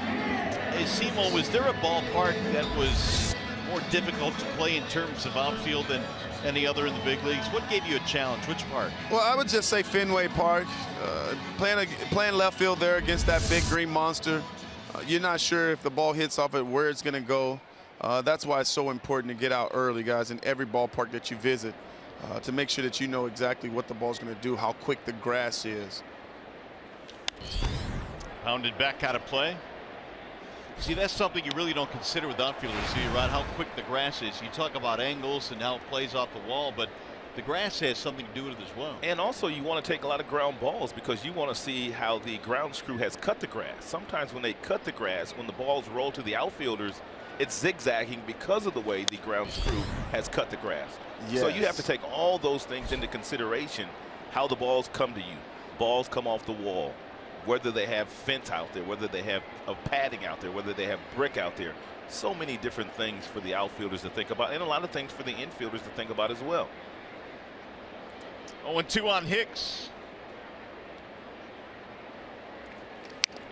So you're saying the pattern cut into the grass by the grounds crew can affect the way it rolls? Oh, absolutely. Really? Haven't you ever seen those balls kind of zigzag to the outfielders? I guess. Oh, yeah. But I never thought that the pattern that was actually cut into the grass made a difference. Oh, no doubt. Rod knows everything about lawn care. You know that, Mario. I mean, he knows everything about lawn care. Oh, that's beautiful. I smell a commercial coming. Oh, my gosh. you my wingman. That's right. Oh, the zinger of the night right there. Oh, man. Having way too much fun. I gotta have the best lawn on the block. That's right. You better have it. 1-2 on Hicks. Swing and a miss. And Inoa strikes him out. And that second strikeout that Infante has gotten with that breaking ball. The center fielder. And for Inoa, right quad soreness. That's why he came out. Well, it's one of my favorite spots out there in right field. It's a party out there, always. The New Amsterdam 416. See, I'm surprised you ain't made it out there yet. Not yet. For a cameo. When I hear this kind of music right here, though, that makes me want to party right there. Was that some Drake? Yeah, that's nice. Love the walk-up songs, guys. I'm a big fan of the walk-up songs. I've asked you this before, but what was yours? It's going down, Mario. Oh, that's Young right. John. Yes, that's right. It is going down. Meet me in the batter's box. It's going down. No. Changed the lyrics a little bit there. That's right. Here's the 1-0 to Matuk. Rod, they didn't have walk-up songs in your day, did they? They sure didn't. I had a walk-up song in Japan, though. Well, yeah, it was the same song every night. On the road, home, everywhere.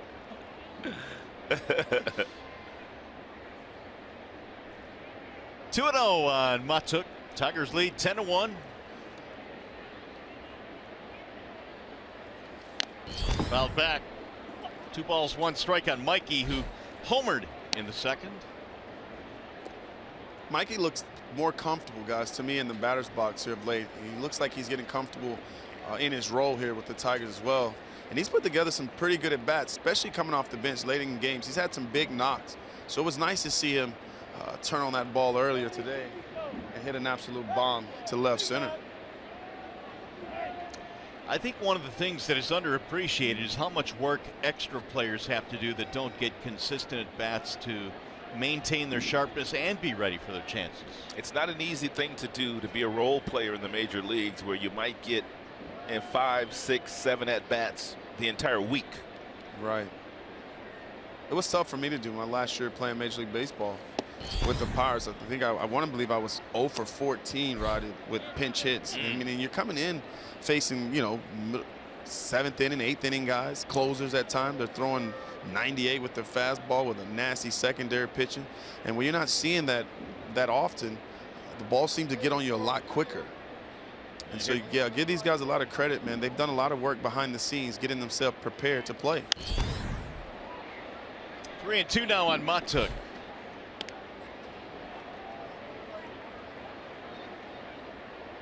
Guys, could it be a better night in downtown Detroit? I don't think so. I don't think so either. This is beautiful.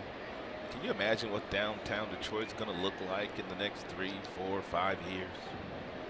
It's going to be jumping. Amazing. I can't wait to see it, Rod. I can't wait. So excited about that. Here's the 3-2. And he got him, strike 3. Spun one up there, and Matuk is down.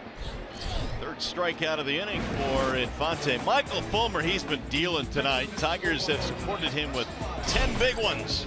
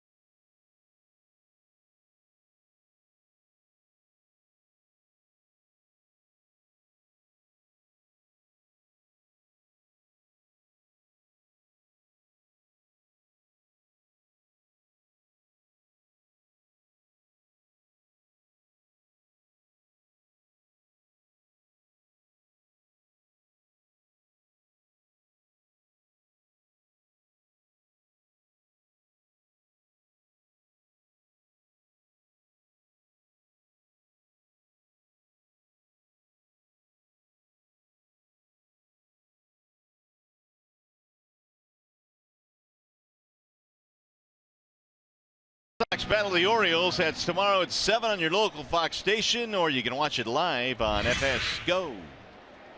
All Tigers here so far tonight. They lead comfortably, 10-1. Michael Fulmer brings it home, and it's driven deep to right field. JD Martinez on the run. He looks up, and that ball is off the wall. Extra bases for Matt Davidson, who pulls in with a leadoff double. Davidson's got some sock in his bat. He's already homered 10 times this year. He's homered 3 times against the Tigers and nearly hit that one over the out-of-town scoreboard. It's a first pitch fastball. It's about 95, 96 miles an hour. He drills that ball.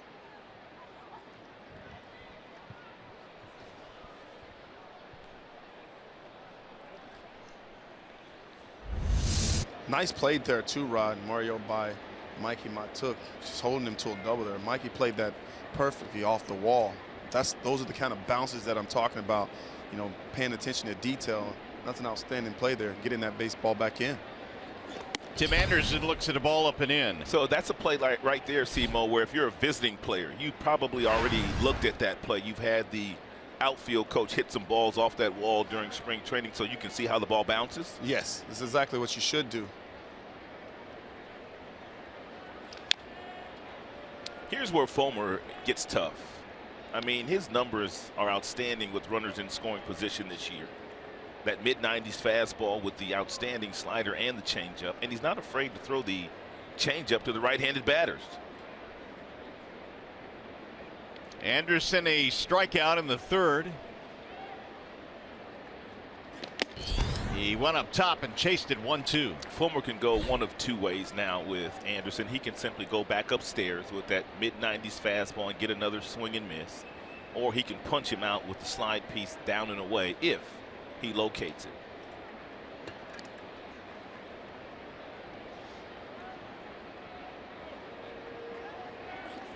Went slide piece, but Anderson wasn't in a chasing mood. Fulmer in his 10 starts this year is holding the opposition to a .224 batting average with runners in scoring position.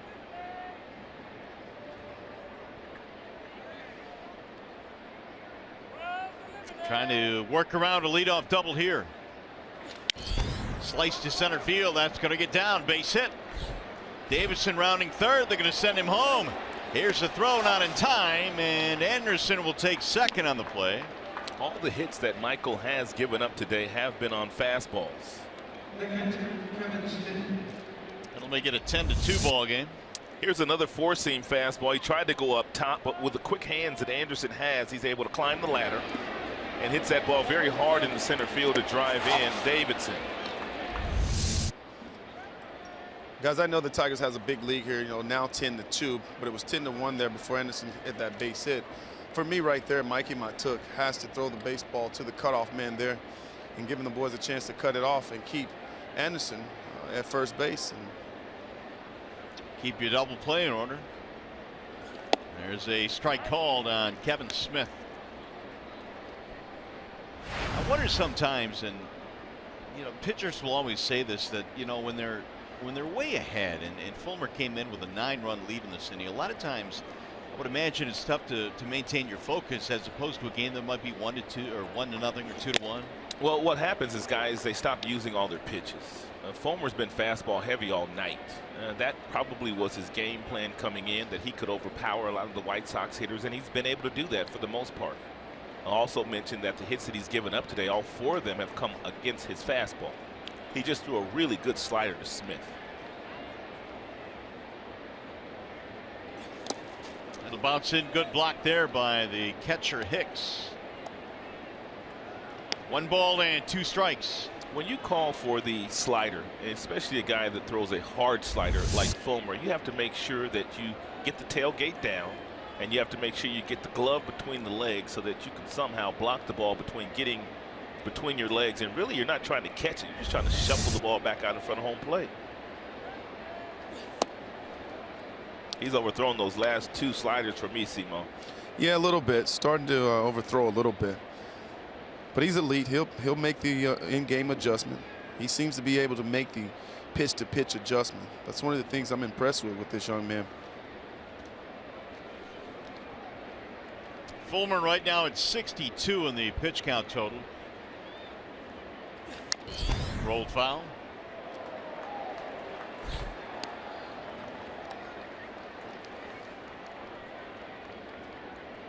Here's the pitch usage tonight so far for Fulmer. 78% fastballs.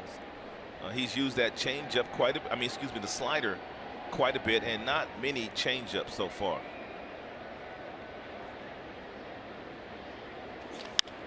Fly ball right field. That'll chase JD back. He's got room. Runner will tag, and Anderson will move up easily. First out of the inning. And now the number 9 hitter, Yolmer Sanchez. And we told you earlier that most of the fastballs 95 and above so far this evening thrown by Fulmer. He's thrown 64 pitches, 47 of those have been high-octane fastballs.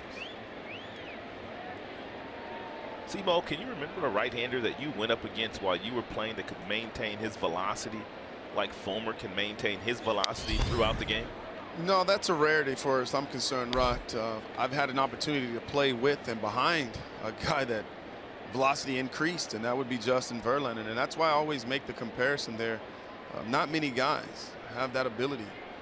So as the game progresses, their fastball velocity increases. But how does it look down there where you're from? Does it look like he's throwing straight downhill? He's throwing straight downhill, and it looks like some BBs. I mean, that's exactly. 0-2 the count on Yolmer Sanchez.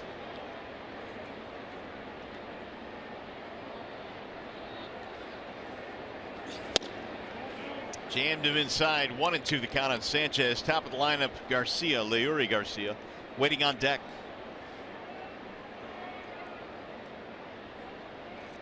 Every Tiger has reached safely in this game. Castellanos does not have a hit, but he has 3 walks. And this has got to be one of those nights, Simo, where everybody is in the hit parade. You want to wake up the next morning with 2 or 3 knocks next to your name in that box score. Yes, you do. You don't want to end up with 0, though. I mean, these are the type of games that back in high school, and I know this is not high school, but if you had a team and you got a bunch of hits and you didn't get any hits that day, you had to carry all the bats and all the equipment to the bus. You did. You had to get the helmets, then you had to go back and get the bats. If you didn't get any hits and your team had 15 knocks, guess what? Dude, it was rough in Santa Monica, wasn't it? I'm telling you, I didn't care very often, though. Oh. 3-2. You'll hear it too. You'll hear it a little bit here at the major level too, Rod. Guys will give you. Oh, will they? Some. Oh yeah, absolutely. I mean, you didn't show up today because we had a party. Where were you at? And guys spend so much time with one another. You have to have fun. You have to be able to make fun of yourself. You literally spend more time together than you do with your families while the season is going on. And he walked him. That's the first free pass of the game issued by Michael Fulmer. And it was only his second 3-ball count of this contest, so he's been getting ahead of hitters. That's a nice visit there by Hicks. He probably noticed what Simo was talking about.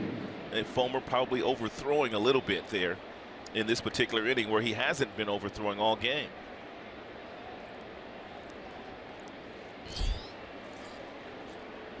Here is Leury Garcia. Is that one of the last steps in the maturation process, do you think, for pitchers? Yeah, when he gets himself in a little bit of trouble, he does tend to overthrow. He's throwing some sliders at 93 miles an hour in this inning, and that's way too hard for Fulmer. Drill to center field. That'll get down, base hit. Another run will score. Sanchez on his way to third. Throw cut off. It's an RBI single. And Garcia has his second RBI of the night. See, I don't know how you feel about this. And Fulmer is outstanding. There's no question about that. But the White Sox are a pretty good hitting team. And they've probably noticed that what we just showed everybody at home, these thrown 75% fastball. So guess what? They're looking for fastballs now, and all 5 of their hits have come on heaters. Well, yeah, absolutely. And you got to love the fact that they've made the adjustment. I mean, it's not good for Michael Fulmer, but again, not many clubs are going to just let you bully them with fastballs. But Fulmer has shown that early. But as you said, Rod, they've jumped on him a couple times here. Nice little refresher on the scouting report by Rich Doobie now, pitching coach. Well, Fulmer is heading toward the meat of the lineup now. He's given up a couple of runs here to make it a 10-3 ball game. You got Melky Cabrera, and then you got the big bat Jose Abreu lurking. And really, the White Sox, another couple of hits and a long one and away from getting back in this one. Guys, I hate to harp on it, but I have to go back to the ground ball to Mikey Matuk in that inning, in this inning, off of from Tim Anderson. You have to hit the cutoff man there. Tim Anderson now at first base. Michael Fulmer hasn't pitched in much stress. That could be a reason why he was overthrowing there, because it's a different situation with a guy at second base. You don't want to allow that run to score. That ball hammered in the air to right field. JD is cruising over. He'll get under it. Runner tagging at third. He'll come around to score. It'll be a sac fly for Melky Cabrera. And a 10-4 ball game. I believe that Rich Doobie went out and told Michael, you're not using your changeup, so use your changeup. So he comes out and he throws the first pitch changeup to Melky Cabrera, and he gets himself an easy out right off the end of the bat. That's exactly what the changeup is designed to do. Not necessarily get swings and misses, but just to get the hitter off balance just a little bit so you can get some weak contact. Here is Jose Abreu.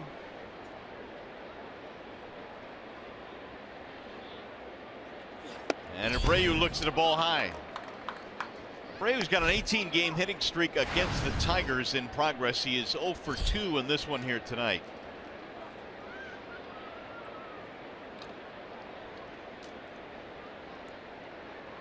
Ground ball to second, ground ball to short for Abreu this evening. A little bit outside. Here is the Chevy most dependable player, and Mr. Abreu is on that list, the longest active hit streaks against any opponents. Pedroia has a 24-gamer against Oakland. Abreu's 18 against Detroit.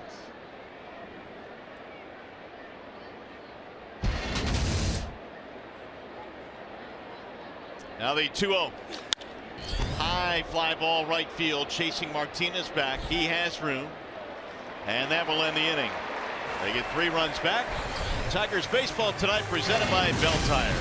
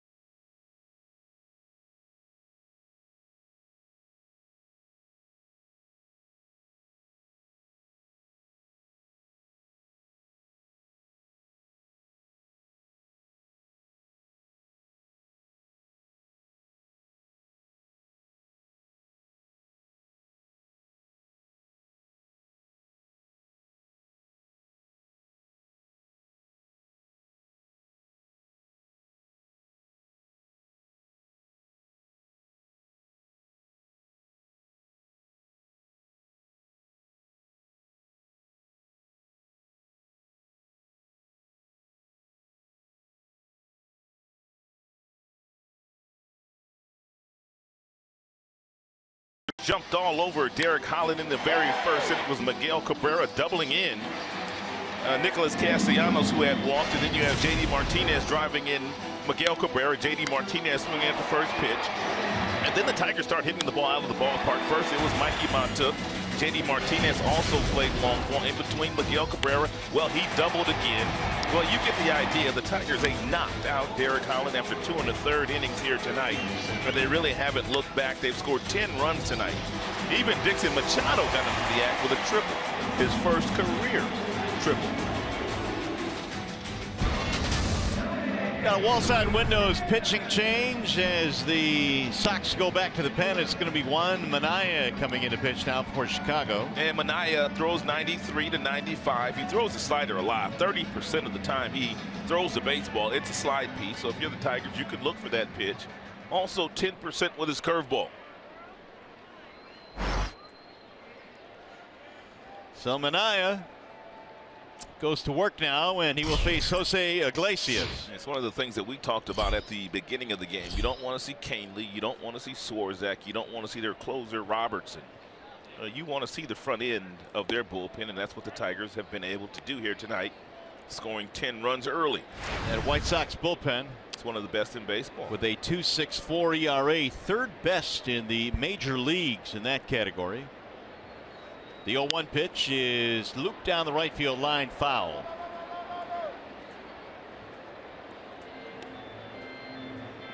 Iglesias, Machado, Castellanos, as you look at some of the superlatives on this Sox pen. First in opponent's average at 193. The whip just a shade over 1. And they've induced quite a few double plays out of that bullpen. Now they go 2, and that's whistled foul back out of play. But you wonder how long Rick Renteria will be able to use that bullpen, man, because they have pitched a lot. As a matter of fact, 3 innings or more in 18 of the last 24 games for their bullpen. So that's a lot of work.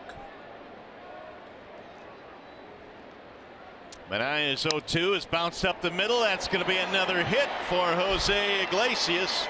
A 3-for-3 night for Iggy. Hey, when the Tigers face the White Sox this Sunday at 1:10 p.m., you can save on great seats with the Sunday Family Value Deal.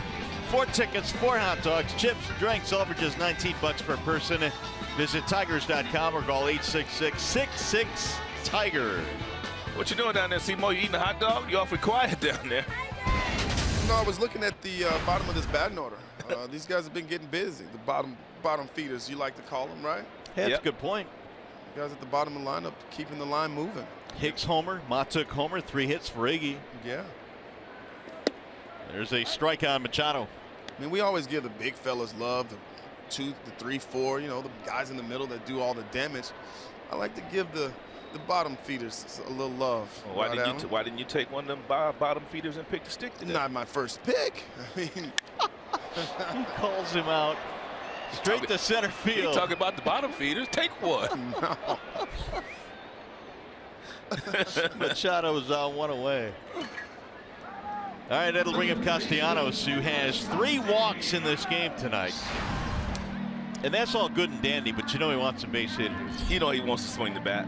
But it's a good sign when you are starting to see the baseball. When you take your walks, you're not leaving the strike zone. Even though the Tigers have a lot of hits, he hasn't left the strike zone to try to contribute himself.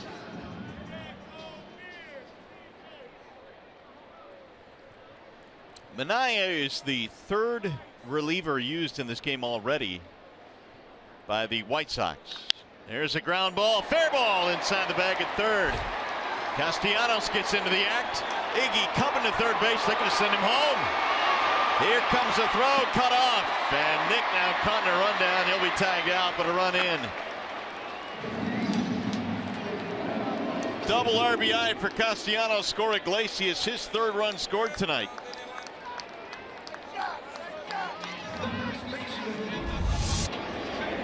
It's a nice job here by Castellanos, hitting that ball down the 3rd baseline. And if you're Dave Clark, I mean, what you want is what Iglesias was giving you. Iglesias was running hard, coming to 3rd base. And look at DC there, waving him home with no play at all, really, on Iglesias. But the key is Iglesias was coming to 3rd base very, very fast with a lot of aggressiveness, and that allowed Dave to wave him home.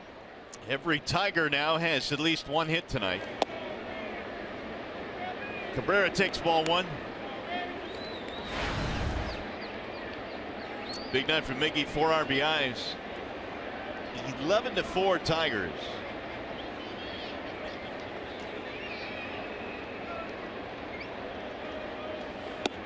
Back him out of there again, 2-0.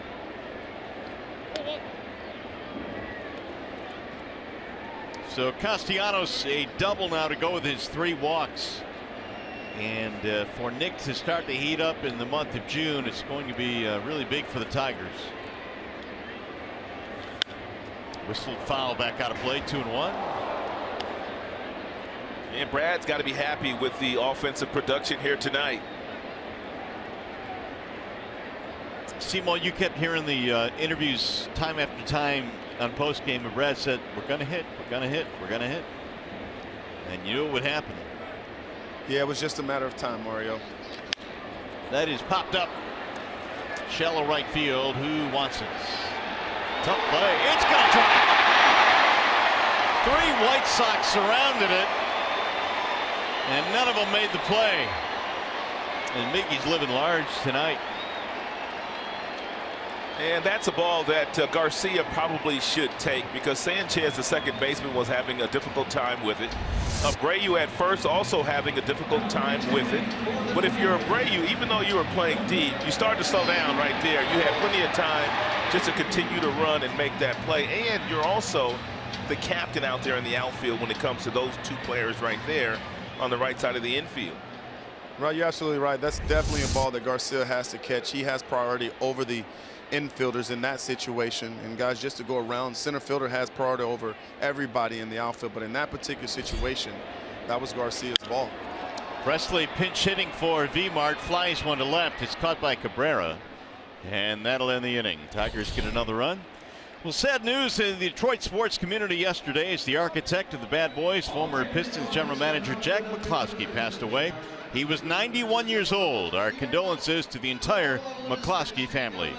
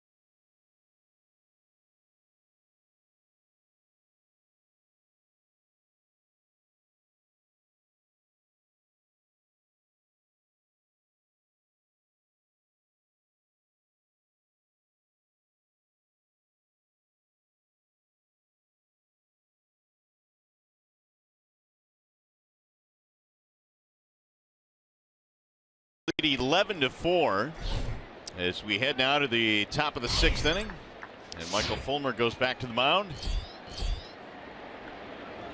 Todd Frazier leads it off, and he'll take a strike at the top of the zone. 0-1. And Michael Fulmer will not get a quality start here tonight. He's given up 4 earned runs in the game, so there's no way it could be a quality start. It will be a good start, there's no doubt about that, and technically it still is a quality start, but so I guess he'll stay tied with Justin Verlander with the 10 consecutive quality starts to begin a season.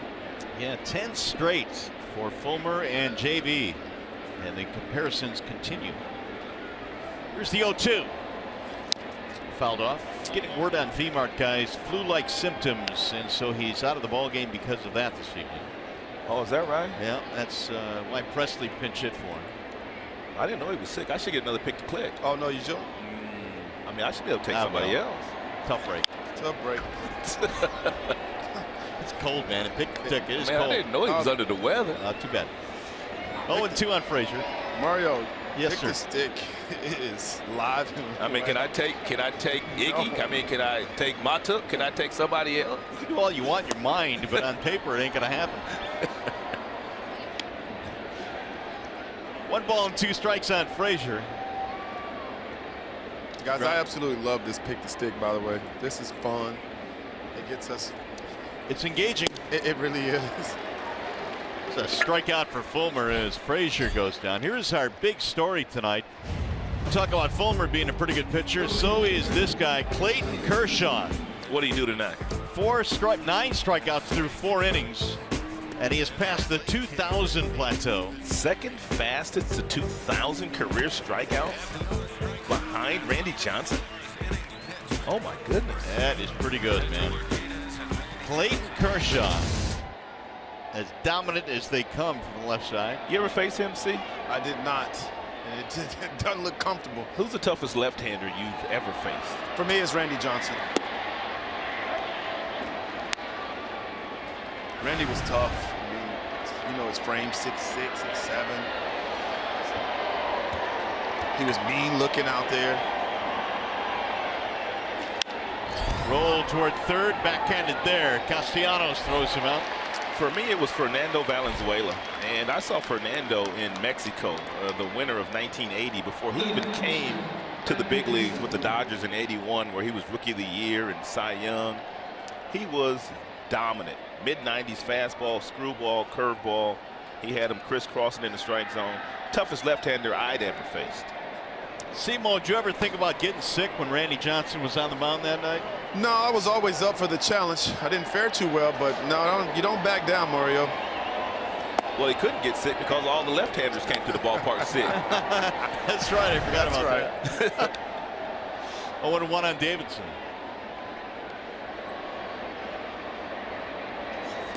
Wave and a miss. 0-2. Since the visit from Rich Doobie, we've seen Michael Fulmer start to pitch again. Lots of change-ups, lots of sliders, nice arm speed, throwing the ball down at the bottom of the strike zone. They aren't getting comfortable swings anymore. Here it comes, hot. Look out, Simo. I didn't even blink, guys. I didn't even blink. You didn't catch it either. I heard it rattle around. I definitely didn't catch it. It was hot a little bit. It was hot. I do have it now, though. Give me a ball, Simo. Yeah, you hear him? Swing and a miss. Down he goes. All right, Craig, good talking with you, man. We'll talk to you on postgame. All right, enjoyed it, guys. Thanks. Had a lot of fun. All right, buddy.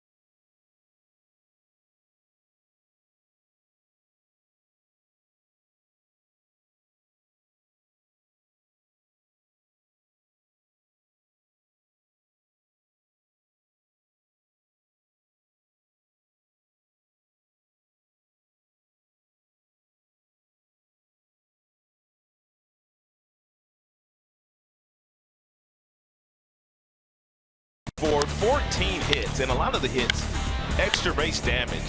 3 homers, quite a few doubles. Everybody in the lineup has gotten into the act. And I just love that sound coming off all the Tigers bats so far this evening. And Tigers hit now in the 6th inning. JD Martinez will lead things off. And JD has homered and doubled tonight. 2 RBIs as well. 290 batting average, 21 driven in for JD Martinez. High fly ball down the right field line, going to the corner. It's deep. Garcia off the wall. Fair ball. It rolls away from Garcia. JD hits the bag. He's going for 3, and he is safe.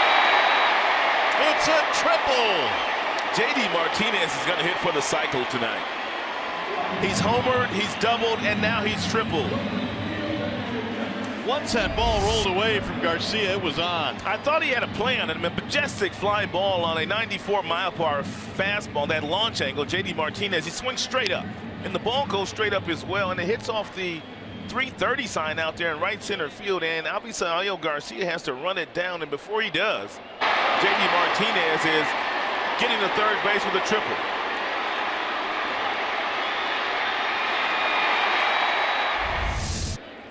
That is the 8th extra base hit of the night for the Tigers. First triple of the year for JD. And now Upton will try and score him. And Jay Up looks at a ball down low, 1-0.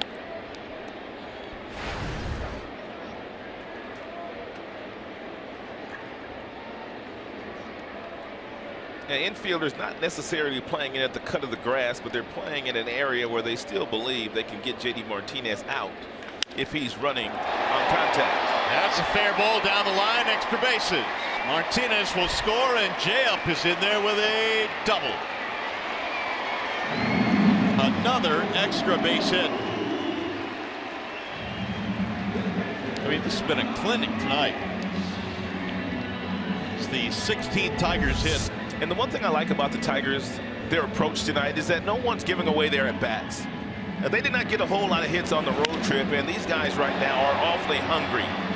Frazier playing in, Davidson playing in the cut of the grass, and that ball smoked right by him. But you love the fact that the guys continue to give you quality plate appearances.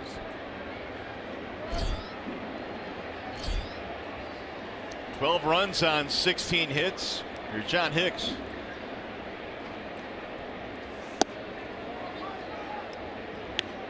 Hicks a homer back in the third, a long home run. 1 for 3.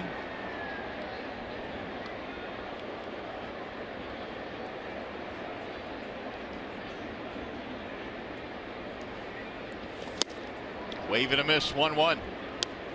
The most hits in a game for the Tigers is 24, so it's still well short of that. It was 16 on the night, but it's been impressive nonetheless.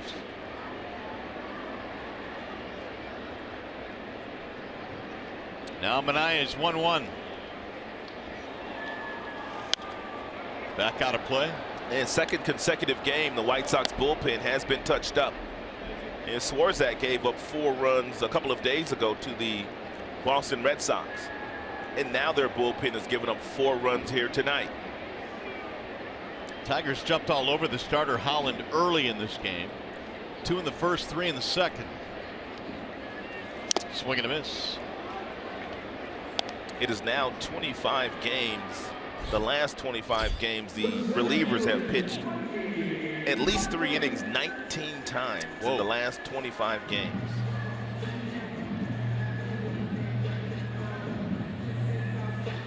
I don't know what the boys did last night. I don't know where they ate. Whatever they did, they need to do the same thing tomorrow. Well, probably the day of rest and a chance to regroup. Come back to the home ballpark and just get it done. Ball up and in to Mikey Matuk. 1 for 3 for Matuk.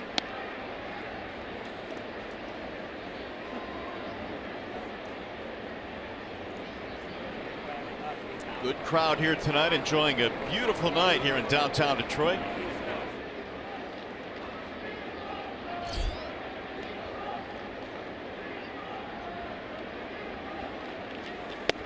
Spins off another, and this one catches the inside corner. 1-1.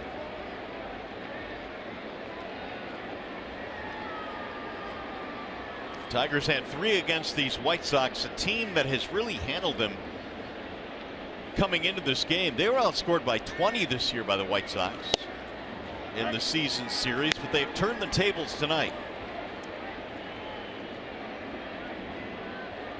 Sox had won 6 of the first 9.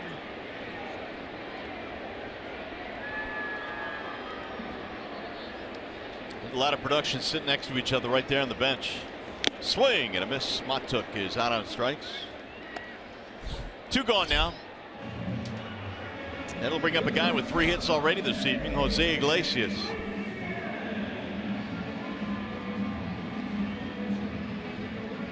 3 singles, 3 runs scored.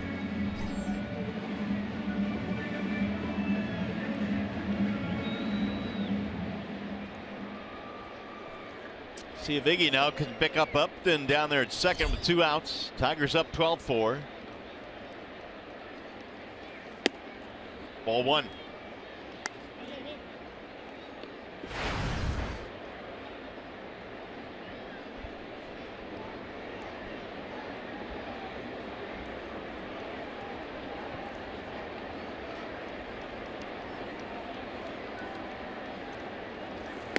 Up and in again, 2-0. Tigers last year were 3 under the 500 mark at the end of May. But it was what they did after May that put them right back in the pennant race, 62-48 down the stretch. That's what they're going to need to do this year as well. Agreed. Because that Cleveland team is getting ready to take off, in my opinion. Foul back out of play, 2-1. But as Al Avila said before the game today, nobody really has taken charge in the Central, and that's why the club remains optimistic. Yes, Minnesota has played pretty well, but they're coming back down to earth a little bit. Record through May, each of the last 4 years. Ball low, 3-1.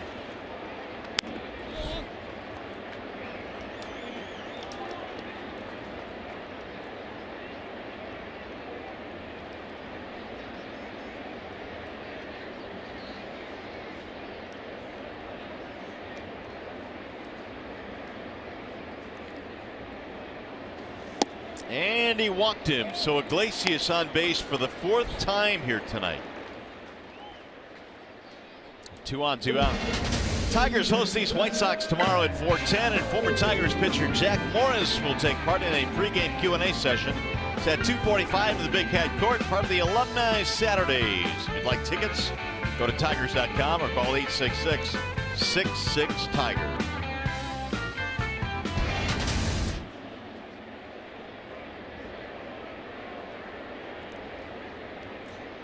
Now Dixon Machado.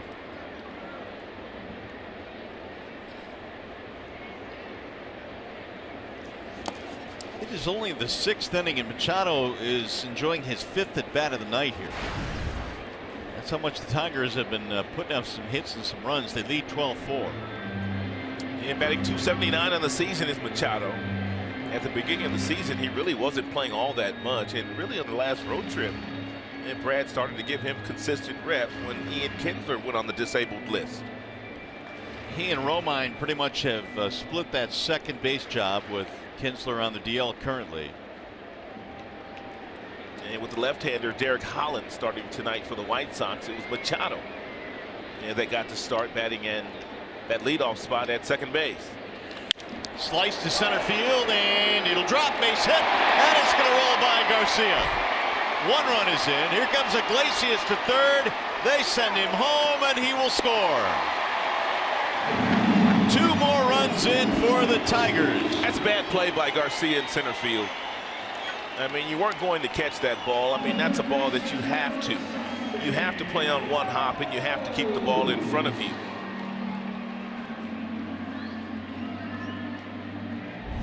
As soon as the ball left the bat of Machado, you knew he wasn't going to catch it. He went for it. He whiffed at it. Garcia had to pick him up, but not before 2 more runs score.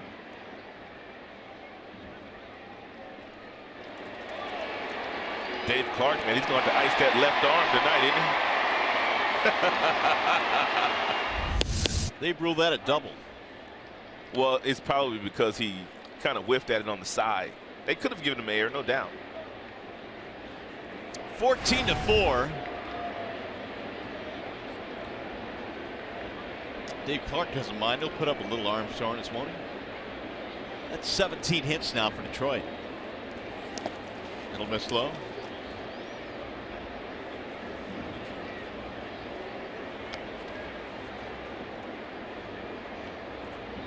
Busy night down at third base for the coach, who's been waving him in all night. It's been his busiest night the last couple of weeks.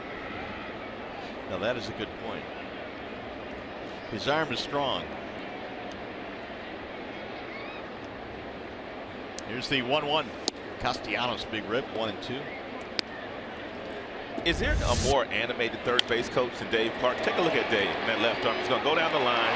He's going to come back and get the next guy. Now watch it now. I guess by how fast he swings the arm is telling the base runner how fast you got to run. That was a great shot right there. Just kind of scooting back and forth. I mean, it's so tricky, though, because you got to score one runner, and then you got to go back to the bag, then decide, oh, am I going to score him or am I going to stop him? And then once you score him, you saw how aggressive he was with the left arm, sending Iglesias home. Well, third base coaches will tell you, and I know Dave has told you this many times, that if you don't come to third base hard, it is really difficult for me, A, to make a decision, and B, to send you home. Right. You've got to give him the best opportunity to score you.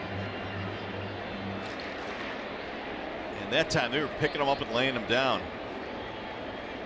Both Upton and Iglesias running hard at third base, both scored. Nick pops it up. Shallow right field. It's going to be Sanchez, now Garcia, who makes the play. Tigers add to their big lead.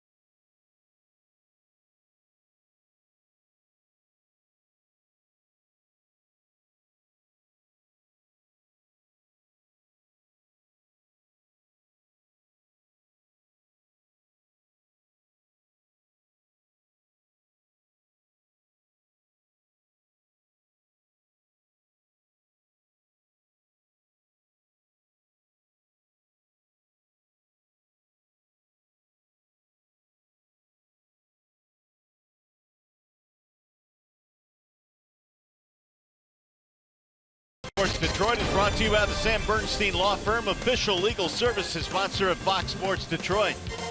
Bell Tire, for tires and auto service, everybody needs a Bell Tire guy. And by Chevrolet, the most awarded car company 3 years in a row. Nighttime settling in here in downtown Detroit. All Tigers tonight. They lead the White Sox 14-4, and a swing and a miss by Tim Anderson. Bottom three coming up against Michael Fulmer. And Michael Fulmer is now 18 of 25 in first pitch strikes. And Fulmer has demonstrated the kind of ability, if you allow him to get ahead of you, and more than likely he's going to be able to put you away, especially with 2 strikes. Swing and a miss. Tigers has some changes now with the big lead. Matuk will move to left field, and Jacoby Jones is now in center. Upton out of the ball game. Chopper to third, foul. Yeah, usually Miguel Cabrera would be out of the game as well, but Miggy already with a monster night. He's not giving up any of his at-bats tonight. No, he's been feeling it tonight. 3 hits, 4 RBIs. JD Martinez triple-double homer. Everything in this particular at-bat, the 4 pitches so far thrown to Anderson have all been at the bottom of the zone. Does he go up top with one? No. That one slides low and away, 2-2. Anderson singled up the middle his last time up on a fastball at 96 that was up in the zone.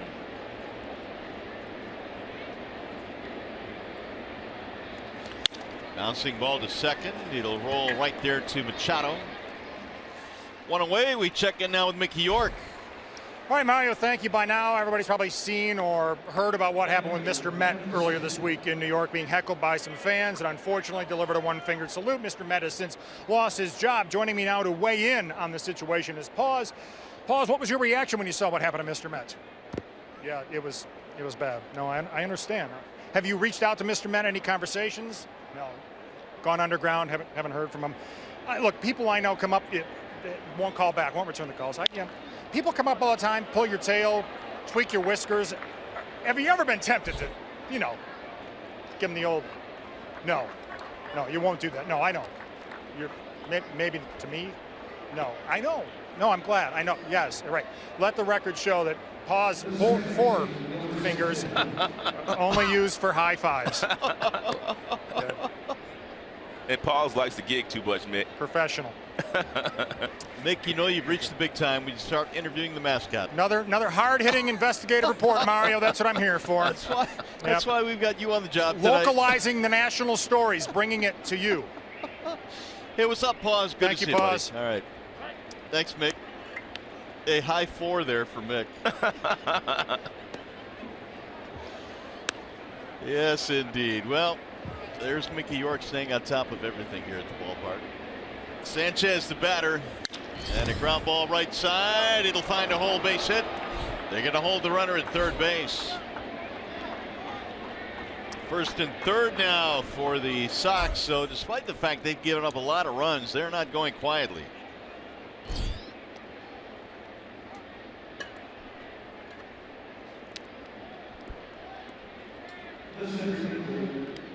First and third now with one out.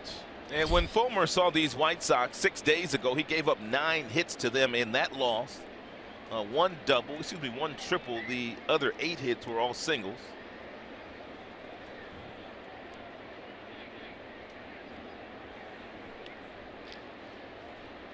Here's Leury Garcia. Pounding that one foul to left field, 0-1.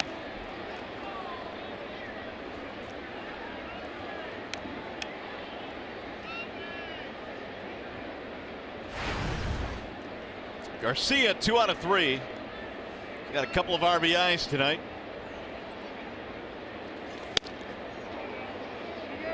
Did not go. So says Fielding Culbreth.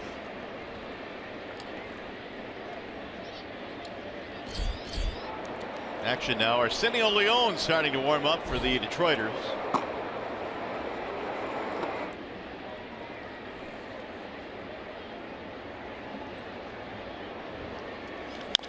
Rolled toward first, fielded there by Cabrera, spins, comes home, not in time.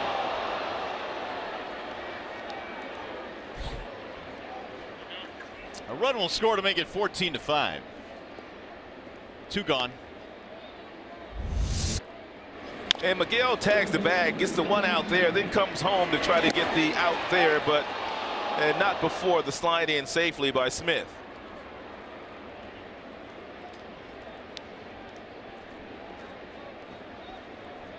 So Garcia now has 3 RBIs. 14-5 ball game. Here is Melky Cabrera. Ball 1. Tigers tonight have out hit the White Sox 17-7. Cabrera with a sac fly back in the 5th.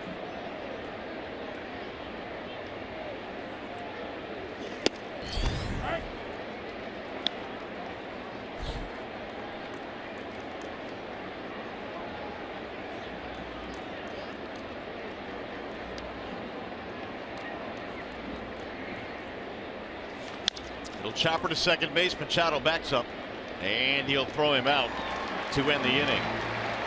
They get a run back to the White Sox. Mickey York and Pause. Oh, they're best friends. Check that out. Hugging it out. Coming up, the Consumers Energy 7th inning stretch.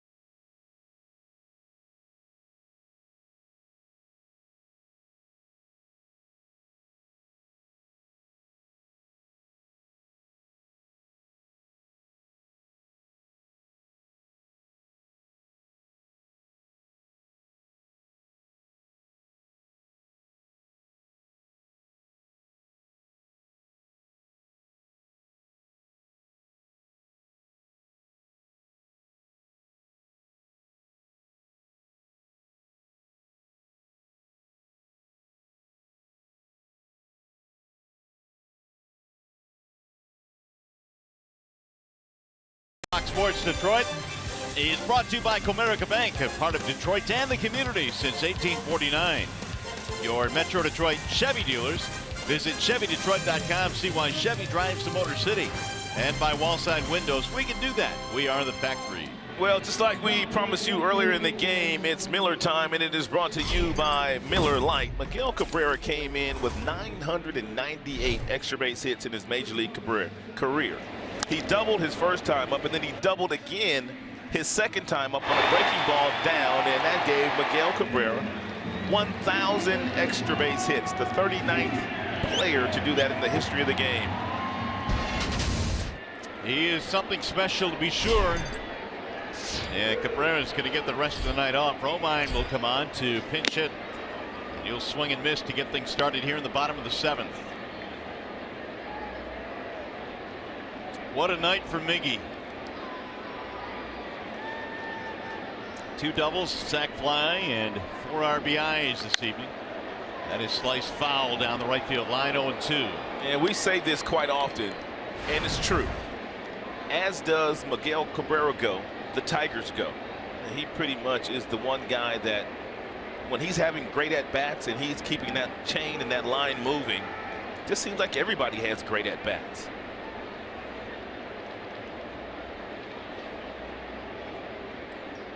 Well, it certainly has been the case tonight because pretty much everyone beyond Cabrera had good at-bats tonight. Every starter with a hit.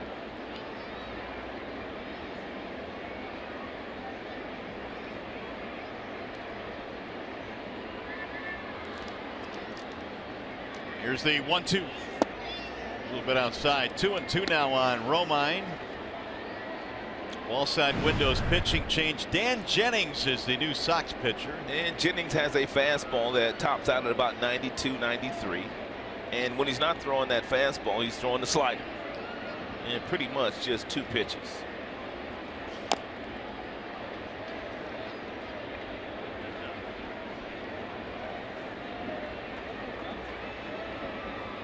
Presley will be next, and then J.D. Martinez. Tigers 14 runs, 17 hits tonight. J.D. looking for the cycle.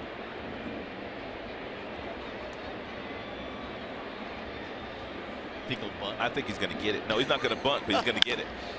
That's a grounder to second. And Romine is out. 1 gone. That'll bring up Presley.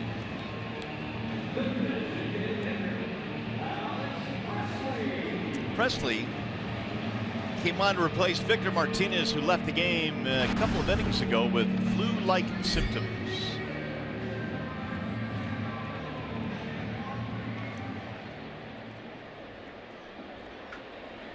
Oh for 1 in the ball game, a flyout. Strong start to the homestand for the Tigers. It'll be a 6-gamer. The Angels come in next week.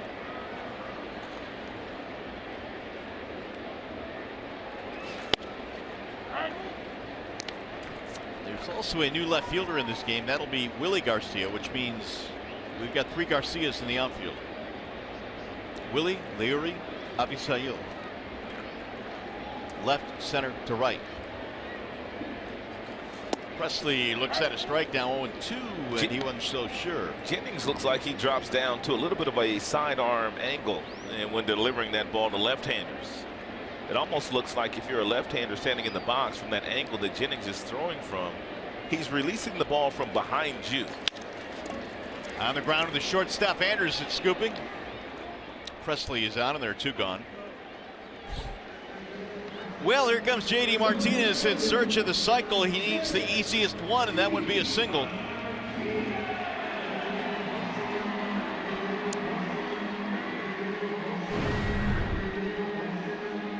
Carlos Guillen against the then Devil Rays, the last cycle for the Tigers. That was in August of 06. 11 years ago.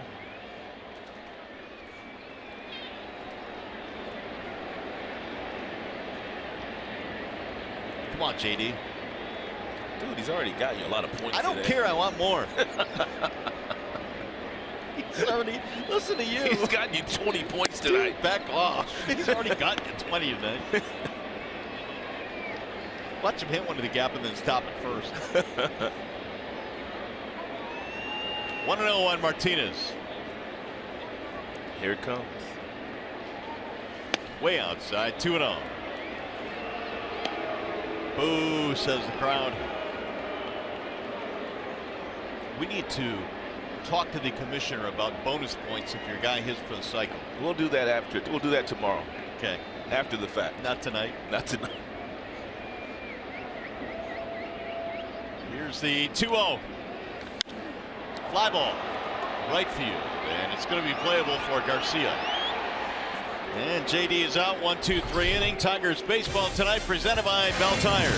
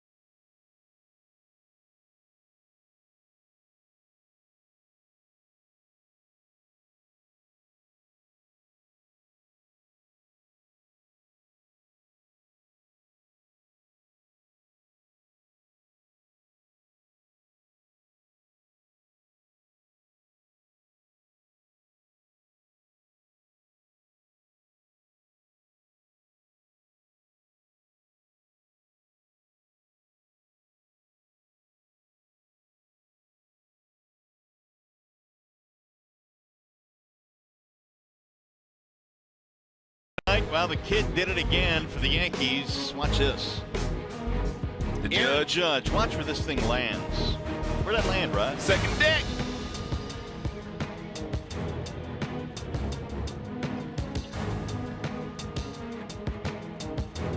A long home run for Judge. Why you make me do that, man? It's my first day back, man. You tried to get me in trouble. I didn't do anything, man. I just said where that ball landed. He got it, though, didn't he? I tell you what, you know, all kidding aside, that dude, man, he's powerful. Oh, man, he rookie of the year. I mean, he's in the MVP conversation too right now. Yeah, I would agree. I mean, he's absolutely getting it done for the New York Yankees. We have a new pitcher now. It's Arsenio Leon coming on. And we saw him a couple of times, and last year he pitched in Mexico. These are his Toledo numbers, a 3 ERA and 21 outings, and he's got a fastball that gets into the mid-90s. Is that gun hot today?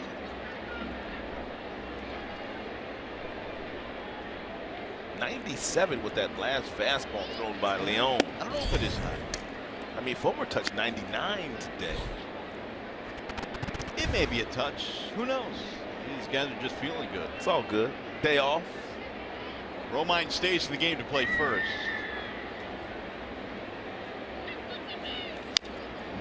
Tapped at home plate. Mentioned Abreu has that 18-game hitting streak versus the Tigers. It's on the line perhaps right here because he is 0-for-3. Well, they've been able to crowd him with good fastballs. Then they get him looking inside, and then they go back downstairs on the black with breaking balls, and they've just kind of had their way so far tonight against Abreu.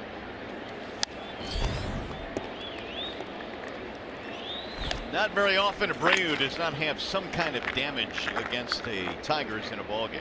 And he is the only White Sox player in history to have 25 or more homers, 25 or more doubles, and 100 or more RBI in his first 3 seasons in the big leagues. He's a dangerous bat.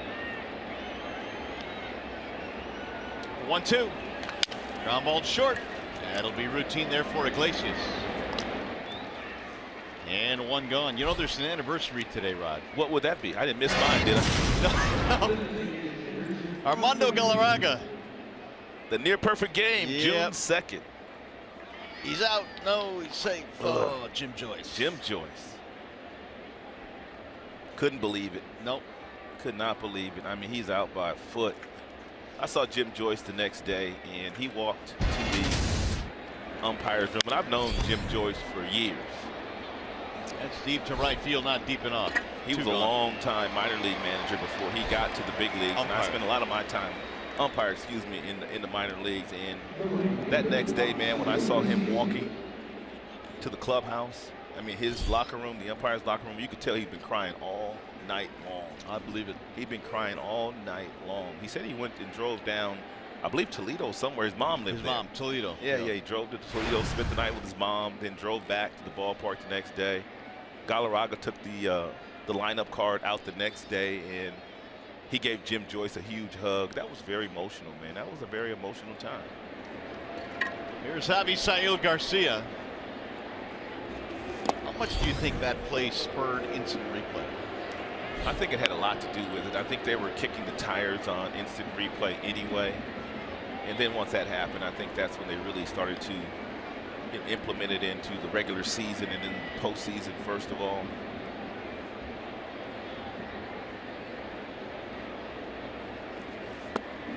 Ball too low to Garcia.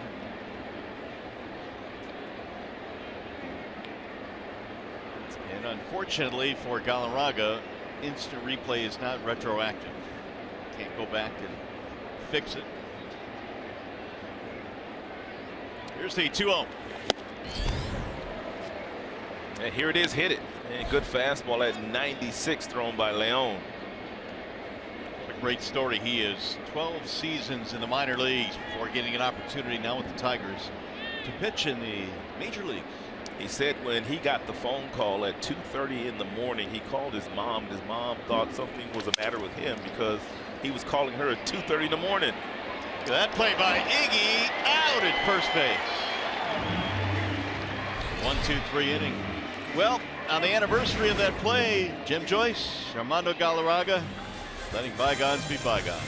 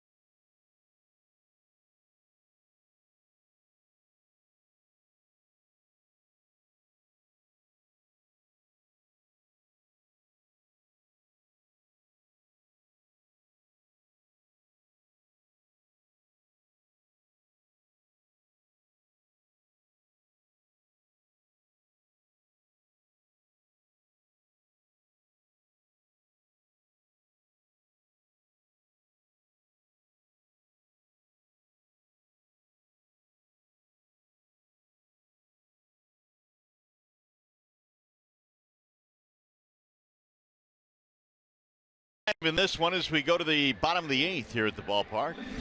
Here's the upcoming matchup presented by Wallside Windows. Miguel Gonzalez, we know what happened last time we saw him. And then Jordan Zimmerman for the Tigers. Well, both guys need a good outing tomorrow. Gonzalez got off to a really good start for the White Sox this year. I believe in his first 3 starts, he had pitched some outstanding baseball. He struggled lately. And Jordan, he has struggled the majority of the year. He has had some times where he has pitched well, but not consistently well. Meanwhile, Jacoby is hit by the pitch, and he'll trot to first base. And second time Jacoby has been hit this year. And you know the first time he was hit this year, he got hit in the face. Ooh. Where he got hit at, it hurts. Elbow? I mean, right above the elbow. Not necessarily on the elbow, but right above the elbow.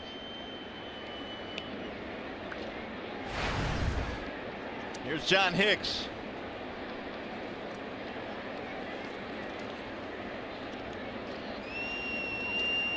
Swing and a miss.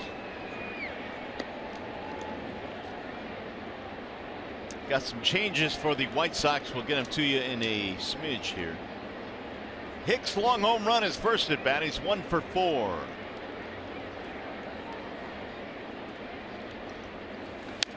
Fouled away. 0-2 the count.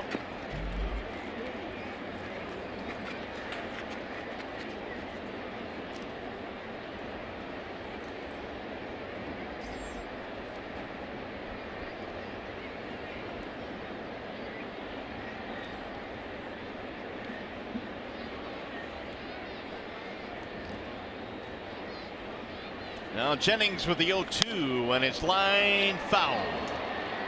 Hicks made a bid for another extra base hit. Action in the Tigers bullpen. Blaine Hardy.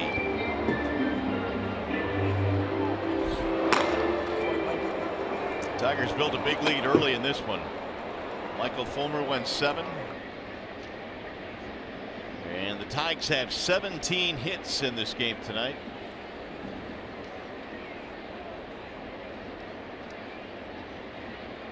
A little bit outside. Here are the changes defensively. Adam Engel is the new center fielder. Yolmer Sanchez moves to third. Leury Garcia comes in from center and goes to second. And Davidson is now at first, which means Abreu's out of the game. Ground ball to third. Bobbled. They'll go to second. One relay. Not going to be in time. The bobble cost them the double play.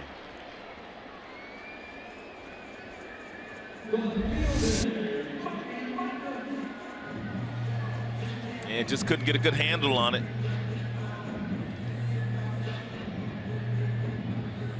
Pretty close at first.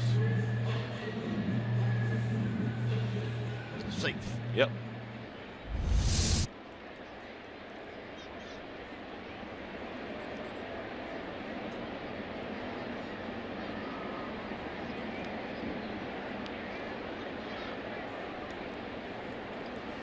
Swing and a miss. 0-1 on Matuk.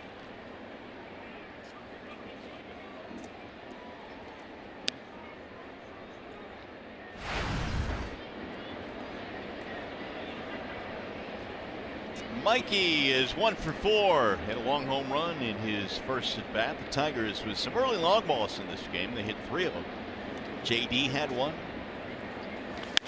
There's a drive to center field. Engel is on the move. Still going back. Not going to get it. It's going to go to the wall and score another run. Hicks rounding third. He will come home and score. And Mikey Matuk doubles to center field.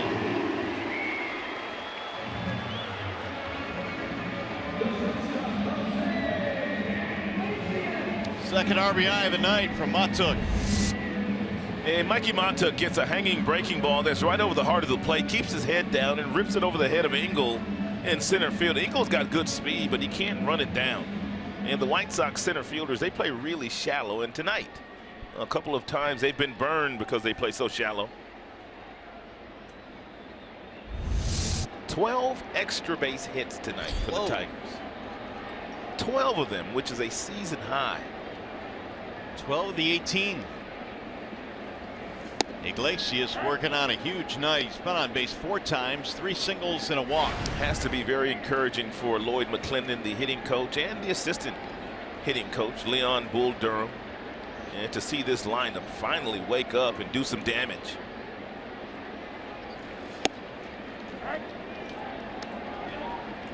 Yeah, there's Bull Durham. Bull spent over a decade down in AAA as a AAA hitting coach, and a lot of the guys that have come to the big leagues, the young players, and they were taught by Bull.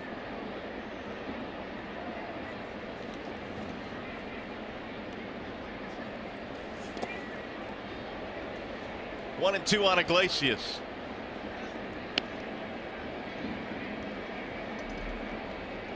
Bull Durham puts in a lot of time. I mean, it goes without saying for those that are around the game that coaches, whether you're hitting coaches, pitching coaches, the guys that work with defense, guys like Matt Martin who are out there a lot, and nobody ever sees the time they put in. Tigers almost lost Bull Durham a few years back when Kirk Gibson was managing the Diamondbacks. They interviewed him for one of their hitting coach positions, and Bull decided to stay with the Tigers. Iglesias is out for 3. Advance the runner. 2 gone.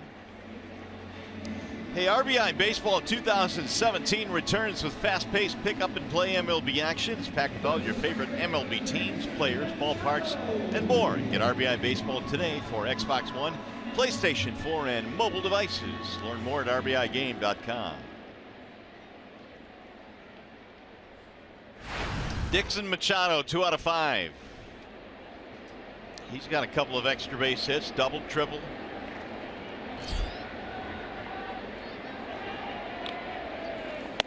Strike 1 on Machado.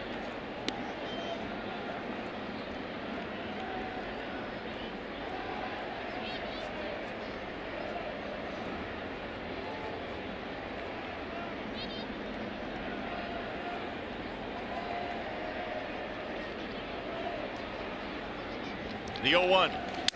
Soft line drive going to be caught at second base by Garcia to end the inning. Tigers add 1 more and we go to the 9th.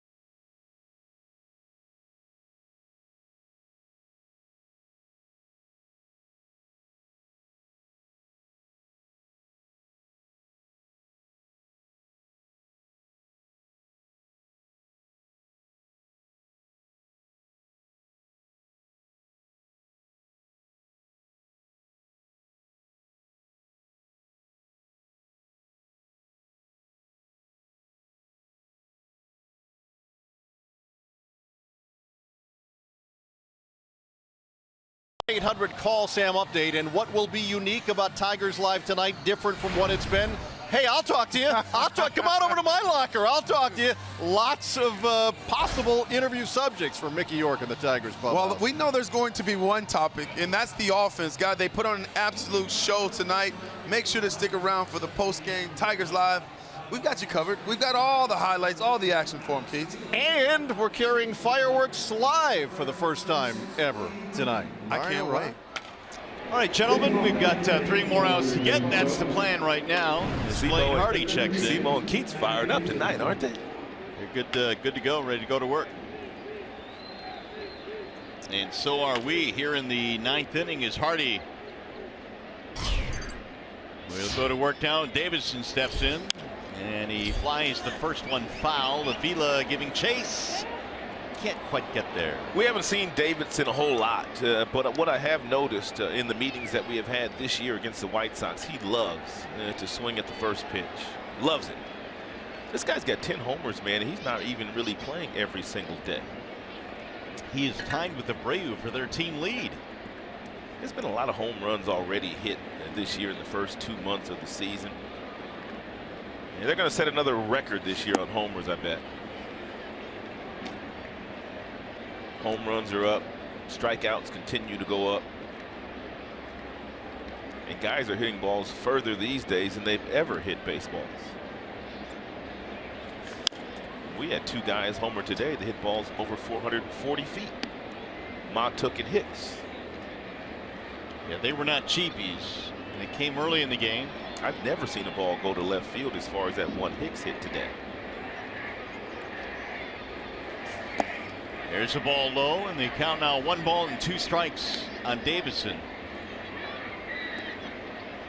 Anderson will follow.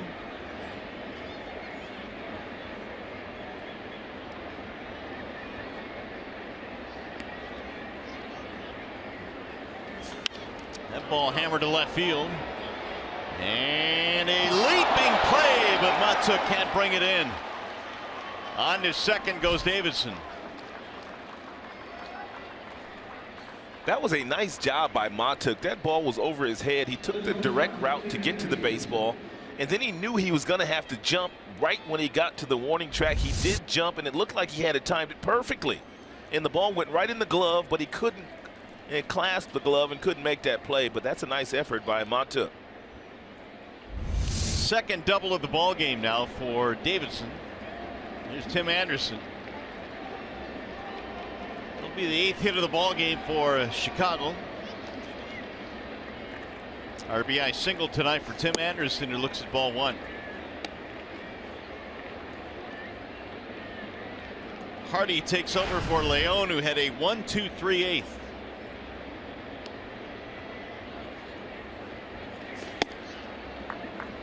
Two 2-0. And Hardy didn't walk many. And so more than likely Anderson's going to get a fastball right down the middle. Anderson's got some pop in his bat too. Fouled away. Anderson is not a very big kid, but he does have 6 home runs this year, and he can jolt one. Tremendous hand speed. Very quick bat.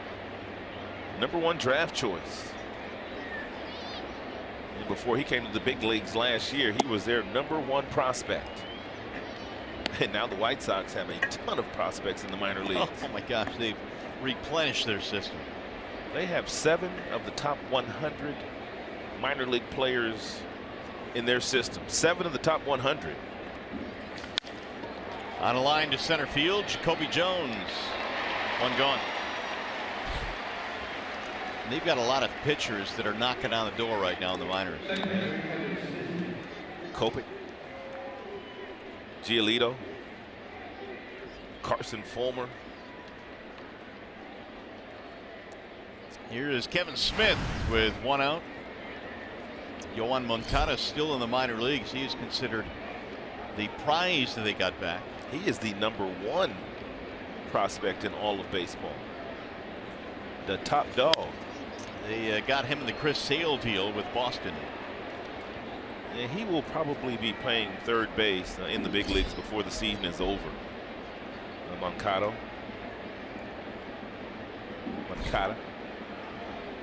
Tomato. Yeah. 0-1 on Kevin Smith. 1 ball, 1 strike. Lane Hardy trying to put the finishing touches on this one. A ball game that was in command early for the Tigers. They scored 10 runs in the first 3 innings.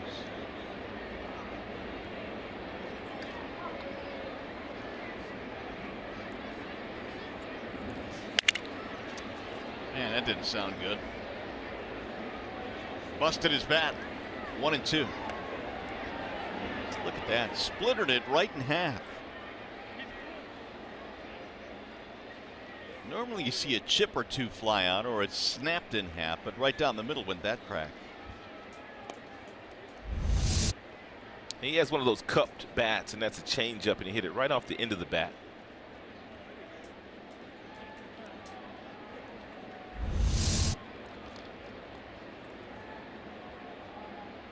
Yeah, that one's not usable anymore. It'll bounce in and away from Hicks, but not far enough. Remember what Leland used to say about nights when you had a big lead? You would think a manager's just like in cruise control mode. It's no big deal, but Skip always used to say, man, those were the nights where I worried the most. Exactly. Wasn't comfortable. You might have a 10-run lead, but you're always worried about the other team coming back. But the Tigers have been in command all night here in this one.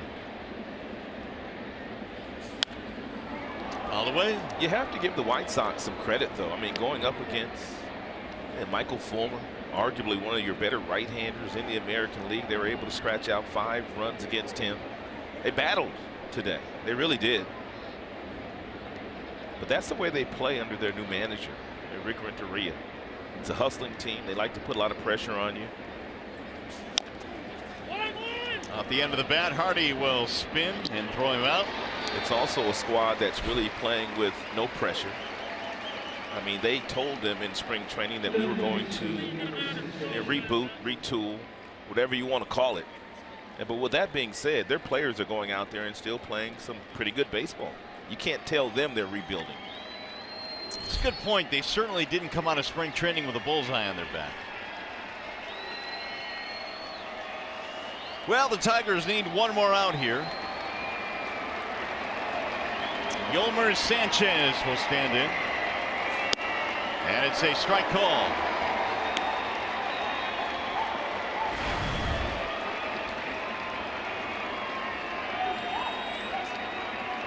Two out of 2 for Sanchez. There's a ball low and away. 1 ball, 1 strike. A little over 28,000 at the ballpark tonight. 28,619. And a ground ball to short should do it. Iglesias. And the Tigers win game 1. Great game tonight.